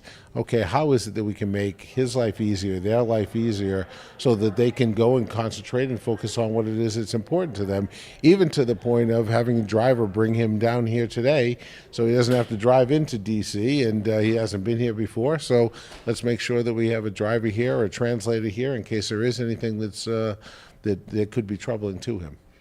One thing that I've always thought interesting for you, the different coaches that you've worked with now in your position, is you are a coach. That's always going to be a part of you. You're obviously tremendously successful at it as well. So you're pretty good at the coaching thing. How hard or not is it to stay at the higher level front office level? But also, how does your coaching background, do you think, help develop the relationship that you have with the coaches that you've worked with, and certainly with Jonah? So I think that my hope is that I'm an ally and an advocate for them. I certainly have some ideas of some of the different challenges that they're dealing with, and the hope and the goal is that I'm able to make their lives easier, because if I become a complication to them, or if I'm second guessing them, then we have a big problem. So when it comes to the soccer piece, I leave it to the coaches, and my job is to just be in the background and support them any way I can. How does the coaching brain, though, help with the stuff that is your job, the player selection? And how has that changed building, I'll just use the last two coaches here, Mark's system, and Mark obviously tremendously successful NWSL coach. That's why you guys initially brought him in. But then Yona playing something different. How does kind of your understanding of the game and having been in that seat affect your ability to fit the right pieces into a system? Yeah, I think that, for me specifically and personally, I'd never been a general manager or a president before. I'd always been a coach or a teacher. And there's a learning curve for all of us, and understanding about play models and game models and so on. Every coaching job that I ever had, the game model was in my head. Well, this is how we're going to play, and I'm the coach, and I have assistant coaches, and we're all going to find the same page, and we're going to teach to that page. Coming in here and starting to understand, okay, well, as a club, what is our philosophy going to be? How are we going to play? And working with my staff to come up with this play model, this idea of, okay, this is the identity that we want. And then putting it, one of my staff is a really bright young guy, wrote an algorithm to assess all of the teams in the world, and no surprise, Barcelona came out far and above everyone else. And the reality of it is that those elements, I think, are fairly clear, and being able to look at that and say, yeah, this is the way that we want to play. This is the style we want to play, and there's no one better than Jonah to teach it. What was the challenge, or not, around draft time? You made the huge organizational, like, earthquake-sized decisions with Ashley and with Sam, and obviously acquiring draft picks that you had to nail, which turned out pretty good so far, Hal and Croy. But doing that without Jonah in the room to directly consult, because those are the kinds of things you want to run by your head coach, obviously. Sure. So what was the process like of his involvement or understanding what he would want to go ahead and feel confident to make those moves? The reality is that at that point, Jonah and Adrian, they didn't really know much about college soccer. They didn't know much about draft and so on. But most of my staff comes from that world.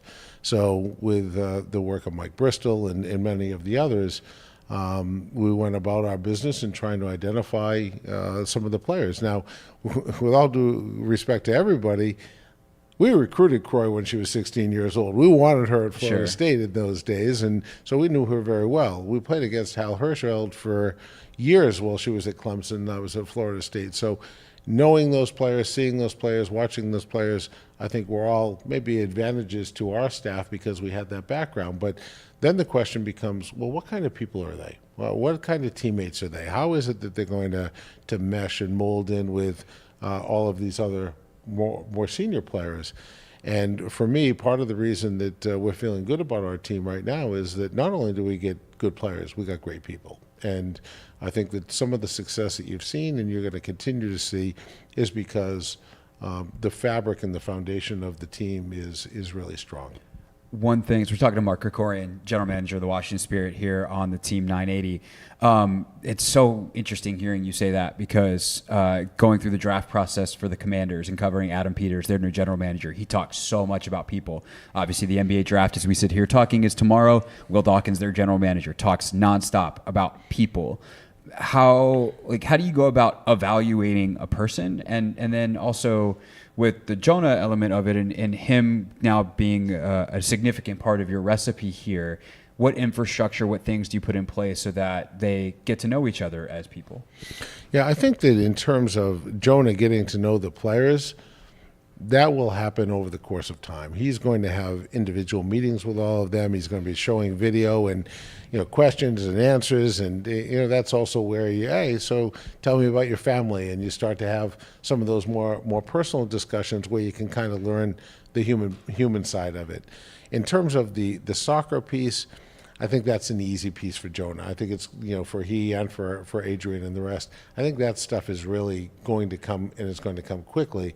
It's more a matter of understanding, okay, well, different players react to different situations and different types of teaching in different ways, and that's going to be the time-consuming part. How is it that a different player is going to react to the mechanism that Jonah is using, and then how is Jonah going to react to whatever the kid's reaction is. What's the relationship like between Audrey and Jonah? I don't know their background, and how can Audrey, obviously he's been so tremendously successful, how can he help? Because you go from head coach to assistant coach. That's a weird thing to go on the same team in the same season. Like, how much have you all together talked about that, and what that process looks like?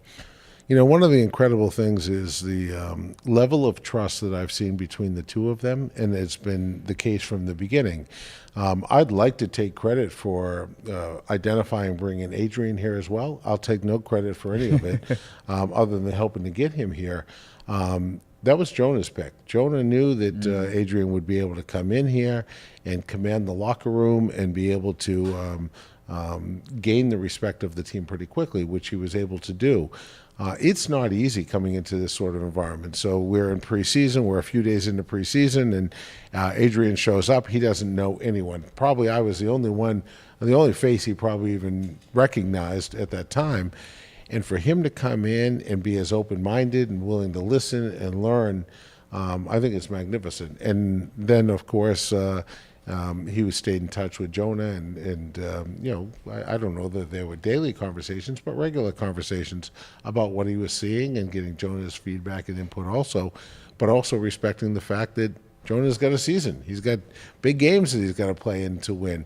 But I think that both of those guys, they're on the same page. They've been on the same page, and I think they're going to continue to be on the same page. When you look, last question for you, at the last half of the season, you've got a couple of big players coming in. Obviously Esme Morgan coming in, that's already been announced. This is the summer transfer window, so I'm sure there are more on the way. You're already playing very well. Jonah talks about we're playing well, but there's room to improve. If those of us that are watching every single game want to look for those areas of improvement, like what are the goals? What are the areas where we can look at this Washington Spirit team and be like, oh, they're cooking the way they want to cook? I think that probably continuing to grow in the area of controlling tempo is going to be an area that Jonah will come in and continue to assist with what Adrian has already started. So we've become really good in counterattacking situations, and there are times in the game where we'll get the ball, we'll hold the ball, we'll move the ball, and so on. But I think that probably this is my coaching hat on. I think that probably understanding that we can control games more through possession than we have. That's probably an area that you'll see continued growth and development. And when we add that dimension to it, we're going to be even better and even harder to play against. So far, so good. Exciting day. The best is yet to come. Mark Krikorian, always good to see you. Thank you. Pleasure. Great interview. That was Mark Krikorian, Spirit General Manager. And Anthony, I will tell quickly the story behind great interview. So the last time I interviewed Mark was a year ago, basically, almost to the day. We did a big, long Zoom interview. Really, really insightful. Like one of the really enjoyable interviews I've done in the last 18 months. Because we got into like great depth about a lot of interesting stuff from a team building perspective. He was really honest. He was really open.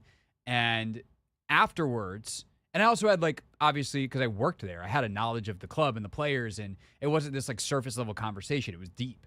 And so afterwards, he's like, man, that was like a very good interview. Like that was one of the best interviews I've done. And this is a guy that's used to, some young pup reporter in Tallahassee, Florida, covering, the college soccer, with all due respect to the young pups getting their licks in. They could turn into be Kareem Copeland's one day, because Kareem, I think, will spend some time in Tallahassee. But, I'm all right at this. I think interviewing something I do pretty well. And he's like, man, that was a really great interview. And I was like, thank you. Really appreciate that. Glad that it was enjoyable. And so I was like, last time we sat down, Mark, you said it was one of the best interviews you'd ever done. He's like, well, let's keep it going. I was like, oh, I thought you were going to say, let's lower the expectations this time. And so at the end, he just threw it. He's like, hey, great interview. That's funny. Yeah, good stuff. Good stuff. I actually might have that recorded. Actually, if we want, I could probably cut that out for real things if we'd like. When we get back, though, there was a really great article written in Awful Announcing by Lindsay D'Arcangelo, who writes about women's basketball, about how she thinks the recipe for the WNBA is right there in front of them. And it's the same recipe the NBA used in the early 80s with Magic and Bird when it comes to Angel Reese and Caitlin Clark. Just how right is that? And what do we do with that information? That's next on the Hoffman Show before Dave Johnson. Yep, we got a Dave Day, baby. Dave Johnson's joining us at 6:30 to talk NBA Draft and Wizards here on the Team 980.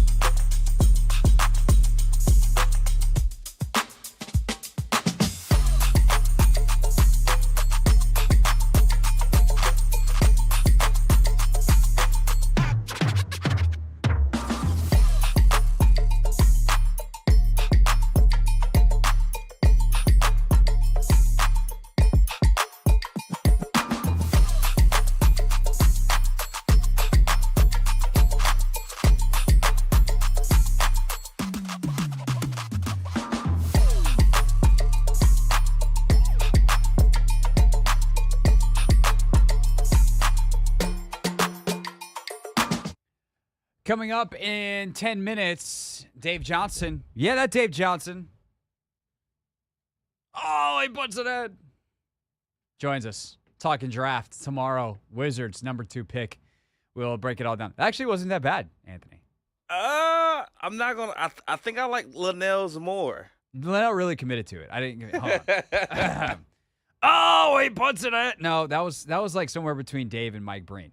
Now we got to get Dave's take on your Dave Johnson. Oh, he puts it on. What's? Give me another Davism. I'm out of practice. I couldn't tell you. Not off the top. Yeah. Are you pulling up the imager? I mean, I guess I could do that. Let's see. Hold on. I need a refresh. Time to get the radio party started. Blocked by Bilal Koulibaly. Oh, boy, did he stuff him. Left wing pull. Oh, boy. Oh, that's a pool party. Near the basket. Slam right in.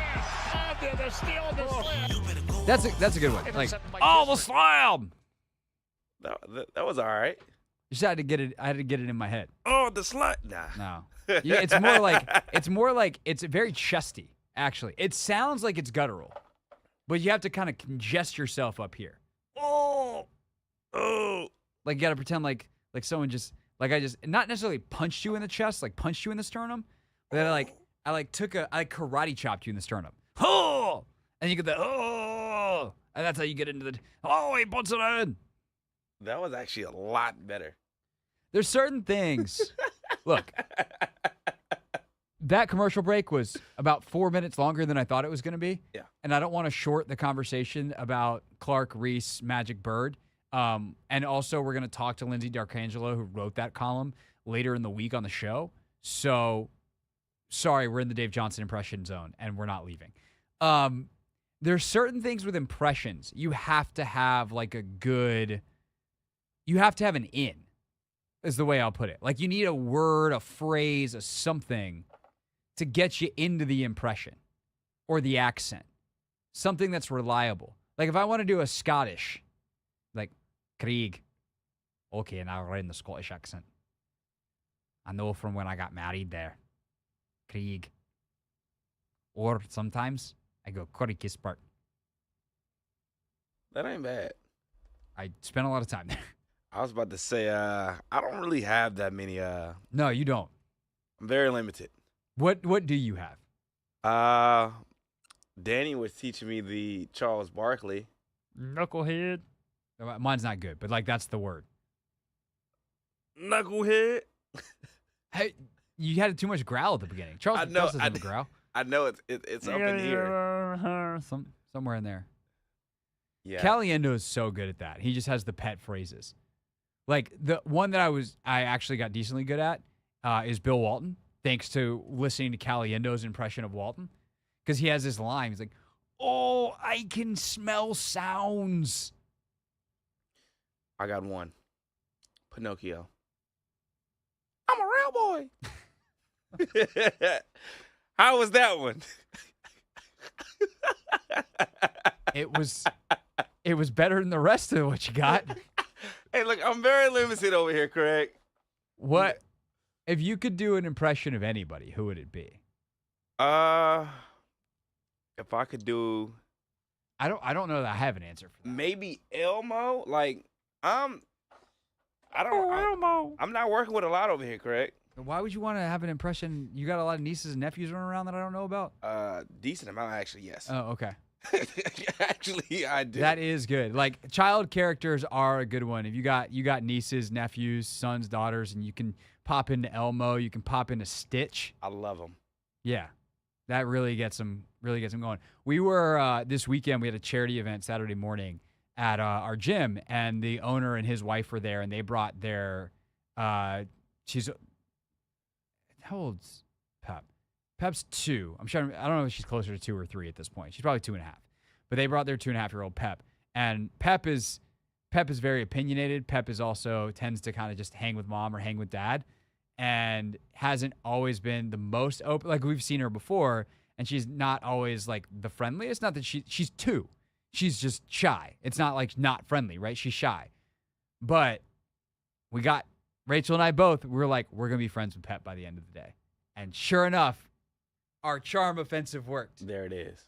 The next thing you know, we're carrying Pep around the gym. She's on my shoulders. She's giving us necklaces. Just had to warm up a little bit. She demanded that before we left that I colored with her. Okay. I'm great with kids, Anthony. I am too. I heard that National Uncle Day is sometime in July. Really? Yeah, I think that's true. I heard that. I was listening to New Heights, actually. And because it was their Father's Day episode, and Jason's got kids, and Travis is, of course, Uncle Trav. And so Uncle's Day, I think they said, was July, something like July 25th. It's something when Travis is in training camp. But our day is coming, Anthony.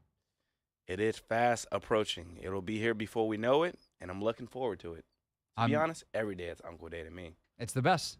Being an uncle is great because eventually you can be like, okay, back to you, Mom. Time to leave. Time to leave. When we get back, Dave Johnson, he's back. Oh, he puts it in.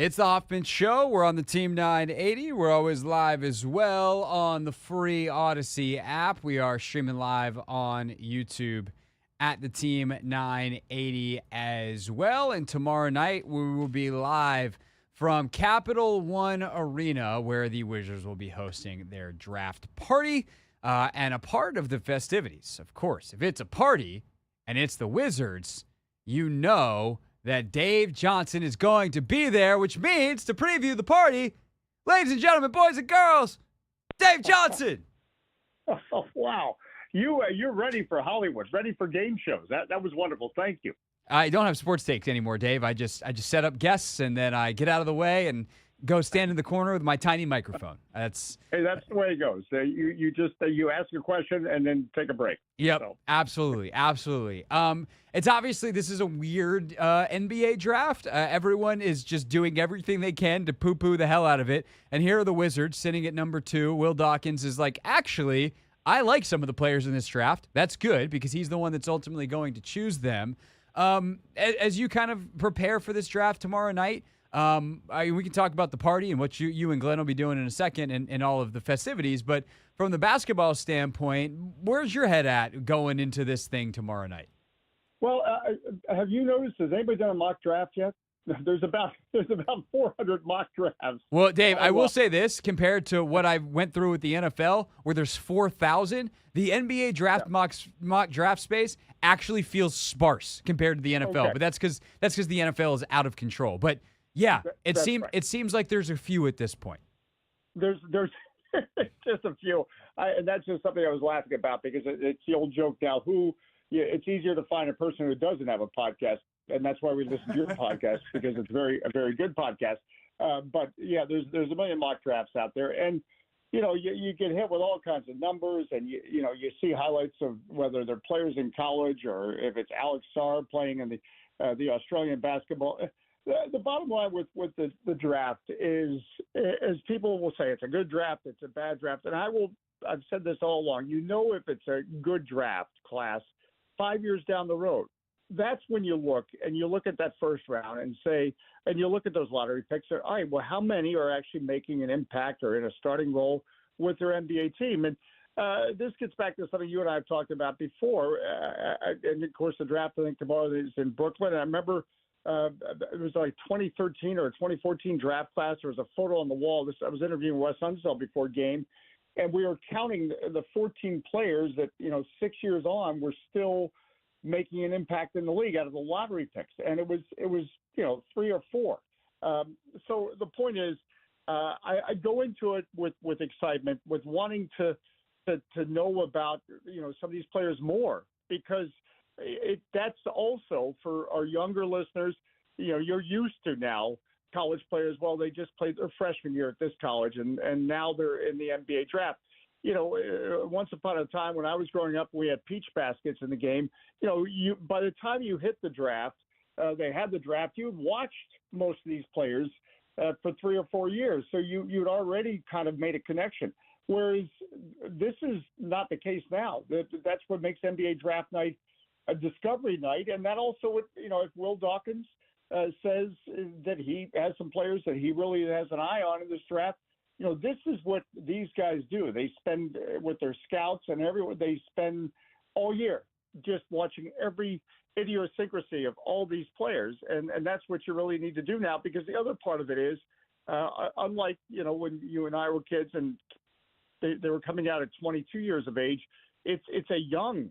They're 18, 19, and as we know, in all walks of life, there's a big difference between 18 and 19 and 22. Yeah, no doubt about it. The maturity and growth you have in those years are so large. And also, I think you see with like what Bilal's going through right now, not only the emotional and kind of mental maturity of becoming a human being, but the maturity that for some of these guys, their body goes through. It seems like Bilal's put on like 20 pounds of muscle this offseason, which is easy to do at that age, not so easy to do once you get a little bit older. What have you noticed about the way that Will and Michael talk about players and from last year, and then kind of seeing Bilal and even Vukcevic at the end of the year evolve, and kind of what they've said throughout this draft process? It may be different than what you've heard from other executives in the past. I don't know about different, but every time I'm in a room with them, most recently when Brian Keefe was announced as now the head coach, it's just this sense that they have a plan and a belief in how to go about things. And I don't know if I'm vocalizing that correctly, but it's a good feeling. It is a feeling of leadership. In other words, you just get a sense that they've got a blueprint in their mind of how they want to go about things, how they want to evaluate things. It even gets back to Mike Muscala. I remember he was telling me last year, when he was with the Wizards, about the metrics that were as I use a 2024 word, that were given to each player. It was more developed than he. It was more than just points and rebounds and certain goals. And it really helped him as a player in terms of what are they asked to do. And I think everyone listening to this, whatever our job is, you want to feel like you're meeting or exceeding expectations, and it can help when those expectations are really put on paper for you. And so I just get a sense that they have a plan. And again, Will Dawkins, comes from Oklahoma City, where they have had success, and I think it should also be pointed out, in a small market, of being able to draft well, to make the right moves, and to get competitive. And I think about he was part of drafting of a player like a Chet Holmgren, who now as we watch Oklahoma City, including Chet Holmgren last year, at one point Drew Gooden and I were talking about that they were playing as this is going into the playoffs in March and April. They were probably playing some of the best basketball of any team in the NBA, but you thought they're not ready yet to contend for a title. But there's something going on there, and that's obviously what we want to create here in Washington. And again, I think about last year's draft, where did any of us have Bilal Coulibaly getting drafted? No, I didn't. And then Tristan Vukcevic, and both, Coulibaly, there's more of a sample size. But I'm telling you, Vukcevic stepped right in, and you could see why it was important to get him over here after playing some time in Europe toward the latter part of last season. So you feel good about the first draft class that they were a part of. Dave Johnson, play-by-play voice of the Wizards, with us here on the Hoffman Show. I think one thing that I found really interesting, and I actually ranted about this earlier in the show, Dave, so I'll just admit, frustrating, about some of the reading I've done of those 4,000 mock drafts that are out there when it comes to the Wizards, is kind of how people view the current roster. Jordan Poole is just not even mentioned, and he's going to be the person who has the ball in his hands the most. Is there anything you've noticed about maybe how the league or writers or whoever sees this team, that as someone who is with them every day and called every single game, you see, not necessarily to be like, we're smarter and we know better, because I do think sometimes there's the risk of us getting kind of caught in on the inside too much and not having the perspective that those who cover the league have. So I don't want to necessarily say that we're right. So I'll just phrase it something that you've noticed that's different in how you view the team versus how maybe some on the outside do. Well, I think that in specific to Jordan Poole, I think, he might be getting judged by some for his entire season, which the first part was, bad. There's no other way to put it. It just wasn't, and not because he was, again, this was the frustrating part for him, for team management, is, let's face it, fans were even booing him at one point, and but it was not, you think of fans often will boo somebody that's a malcontent or is not putting the effort in. That wasn't the issue with him. He was, as teammates would talk about, he's the first one there and the last one to leave, and then the ball got put in his hands, and he finished strongly. So I think it's, where local knowledge is always important, not just in Washington, but in every market. It's for everyone, and they do a wonderful job covering the league as a whole. Let's face it, there's 30 teams. I mean, it's impossible unless if you're not living day to day with those teams. You really, you can't. You could have a good understanding. I'm not discounting that, but you might not really get the whole picture. Again, part of it, we had 15 wins last year, but I lived through it, and I've lived through seasons where we've had more wins, but my God, they felt awful, because you didn't sense that all right, boy, this where's this going? Or there's players that clearly don't want to be here, or it's it just, you can sense it's the wrong mix. Whereas I can honestly say I can't point to, well, certainly it's on less than one hand. Games where I thought, what, they didn't really put it out there, and the reason they put it out there is because you had a collection of guys that were still trying to prove themselves, either to the Wizards in the NBA. They were trying to keep jobs, And believe me, there's a big drop off from the NBA to whatever other league you end up in terms of what you make and that type of thing. So there's tremendous motivation to stay in the NBA. And I always point to the game we had at home against the Lakers, where it got to a point where, okay, it's 50 seconds left, or I forget the exact time. And, they took their starters out and we took our starters out. But the next thing you know, we've got it as like a 5-point game. And without Darvin Ham even doing anything, Anthony Davis and LeBron James are tripping over each other to get the scorers table because they don't want to lose the Wizards. And it was getting a little too close for comfort. So I think for people that actually, listened or watched and experienced the games, you at least appreciated a team that was fighting out there. And, 15 wins in the end, you say, all right, well, yeah, they were fighting, but they weren't winning. And that's where I think, our league-wide reputation, was not enhanced because it is a bottom line business, and we can't, go through a 15-win season again. You have to show progress and improvement. But I think, they had a strong finish to the season in terms of, that's not necessarily wins, although I think the win total was greater. But again, when we're talking 15 total, that's not much. But you had a better perspective. All right, okay, what can Jordan Poole do, and how can we use him? Or, how will this impact our decision with Tyus Jones? Or because there'll be a lot of decisions to be made in the off season, and which we're in right now. But the draft is the first and primary part of that. And does what they evaluated influence how they approach tomorrow night? Again, keep in mind the Wizards have another draft pick in the first round, the 26th overall. Do they use that in some way for trade?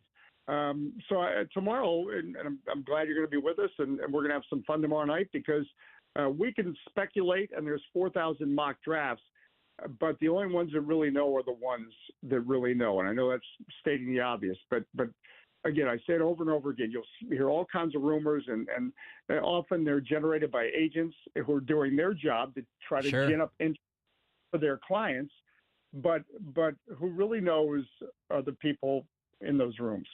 No, 100%. And there is a not zero chance that tomorrow on the show, this time, we're leading into the draft show. Linnell's getting fired up and ready to go at 7 o'clock, and we're talking about some big trade involving one of the Wizards players or somewhere else in the league, a Paul George trade or Houston trading out of 3. There's so much that could happen. Dave, real quickly before we let you go, though, as we're up against the clock here, what are you and Glenn doing tomorrow night besides, shaking hands and kissing babies? Well, I think we're just begging for appearances on your shows tomorrow. Oh, okay. But we're doing a bit before the draft starts for people to come down. And when I say we're doing a bit, we're kind of breaking down the draft. Jason Smith is joining us, and we have some other Wizards alumni that are going to be part of Phil Chenier, our good friend, will be down there. So for those who have not, been a part of it before, it really is. It's a chance, it's almost not midsummer. I guess summer just started, but you know what I'm saying. It's a chance to get the basketball community together in the off season. You've got the draft going on, and we've done this for a number of years, and it's just great to connect with people. And you want to talk basketball, you want to give your theory on what they should do, or it was great last year where fans immediately started coming up to me after drafting Bilal Coulibaly, and they were saying they like it, not because they knew who Bilal Coulibaly was, but it signaled that okay, this franchise is in for a rebuild and for developing the long term. And again, the long term does not mean 20 years, but the point being it wasn't drafting somebody who can necessarily help us now. And fans appreciated that because they knew where the team was in the summer of 2023. And tomorrow night, let's just have some fun and see what the guys who get paid much more than we do, the decisions they make. For sure. And Dave, if there's a bit happening, then I have to be invited. Those are the rules. I do bits. So you're begging to come on our show. I'm begging to be a part of the bit. So you just let me know. Have my people talk to your people. Okay, text me. Dave, always appreciate you, sir. I'll see you tomorrow night at Capital One Arena. Look forward to it. That is Dave Johnson, everybody, the legendary voice of the Wizards here on the Team 980. When we get back, Oh, man, this is an all-timer. You got to hear the story behind DeAndre Jordan and Nikola Jokic's handshake from Paul George's podcast on Real Things, Real People Said into real microphones.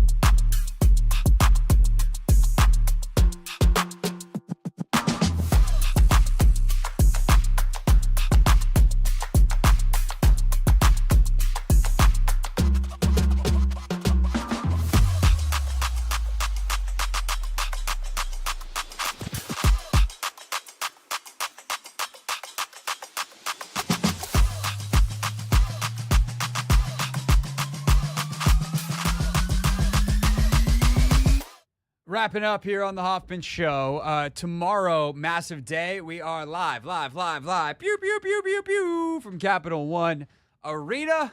We'll have guests stopping by. It's NBA draft day. The Wizards have the second pick. You know how we get down. The coverage is going to be better on our show than anywhere else you're going to find in the entire DC media universe. In part because the other good people who do the stuff in the DC media universe are going to be on our show. I haven't actually nailed any of them down to come on the show yet. But they're going to be at Capital One Arena, and we're just going to be like, hey, smart person who writes about basketball. You want to come on? Cool. Smart person who talks about basketball. You want to come on? Cool. Oh, I'm also halfway decent at this talking about basketball things. So hopefully I can drive a good conversation. Hey, other former player. Do you want to come on? Cool. So, like, tomorrow, Capital One Arena, we're not doing a little phone or interviews where people are like, I'm sorry, can you repeat the question? No. They're going to be sitting right across from me going, hey, dude, can you repeat the question? We're doing that tomorrow. That was a joke, Anthony. I'm going to ask clear, concise questions. Tomorrow, Capital One Arena. It's just, I want to hype up the show, but I don't want to sound pompous. You know? Yeah. Give myself 5 seconds here. We're going to have the best damn draft preview show out there. Join us from 4 to 7 tomorrow. Starting at 6:30. Bang, bang. You can join us in person and then stay. Linnell and I will be on the mics through the Wizards' second pick. Linnell's got the draft show in full. It's going to be a great time here on the Team 980. Speaking of great times, I've been waiting for this for 2 hours since I saw this clip. It's time for Real Things. Real things. We're not going to be sucked this year. Real people. 5-11, not very good. Said into real microphones. You know, the culture is actually damn good. All right. Paul George's podcast is full of gems. He gets great interviews with people. Also, keep an eye on Paul George's podcast. See if Paul George gets traded. But he had DeAndre Jordan on. I don't think his former teammate. I don't think they've crossed anywhere. I think DeAndre was gone from LA by the time that PG got there. But DeAndre's had a wild career. The Lob City Clippers. He was kind of an essential part of getting a KD to Brooklyn, and then that caused a whole bunch of problems in Brooklyn because he wasn't that good anymore. But he was actually kind of had a resurgence as a backup center in Denver the last couple of years, where he's been backing up Nikola Jokic. And you may have seen he and Nikola have a handshake that involves something that looks like the traditional European besos, the kisses that folks give each other when they greet. And here's the story. Who came up with the handshake? Bro, you know what's crazy? I saw him and Boban doing some kind of triple kiss thing. And I'm like, okay, cool. I've seen that in Europe before. Look, I seen the 2, but never the 3. So I'm like, why you do 3 kisses with Bobby? And he's like, brother, it's thing. And I'm like, oh. First of all, I love that every story about Nikola Jokic starts with Nikola's quote being, brother. Remember when it was at Rudy Gobert? And he dropped whatever on him. Brother, I'm giving you 50. Jamal Murray tells the story. He goes, brother, I've got 47. Anyway, picking back up with DeAndre Jordan. Brother, it's thing. And I'm like, oh. He said, well, you're Black Serbian. I'm like, okay, cool, bet. One day we won, and he came up to me, and I'm like, oh, this is the day. He's turning. I'm like, oh, this is it. I'm like, I can't it up. Because if not, he's going to be like, you're not Black Serbian. Just to be clear, as DeAndre Jordan is telling the story, he's mimicking the turn the cheek to get ready for the Bezos. I dapped him up, and then we did it, and he was like, good job. And after that, it was just kind of like a thing. That was it. So I guess they call me Jordanovich. I'm rolling with it. DeAndre Jordanovich. That dude is actually funny. I see why I was thought you were talking about DeAndre. I see why people like having DeAndre Jordan around. He seems delightful. Yes. But Jokic is hilarious. We all have that one friend who has a really dry sense of humor and is hilarious. Nikola Jokic is that friend to a Serbian extreme. It's getting ridiculous, to be honest. But we love him for it at the same token. Who at the station has a really dry sense of humor? I mean, Danny can. Grant's pretty, animated. Sometimes Grant, both those guys will hit you occasionally, though, with a line where you're like, oh, that was a joke. Oh, Darius? Darius is low-key mad funny. I think Darius. Doc is funny to me. I don't know. Doc is hilarious, but Doc again, is hilarious. A dry sense of humor. I don't think there's a lot of dry senses of humor in radio. Yeah, we're pretty animated folks over here. Yeah. It's an occupational hazard. Anyway, we'll see you tomorrow from Capital One Arena.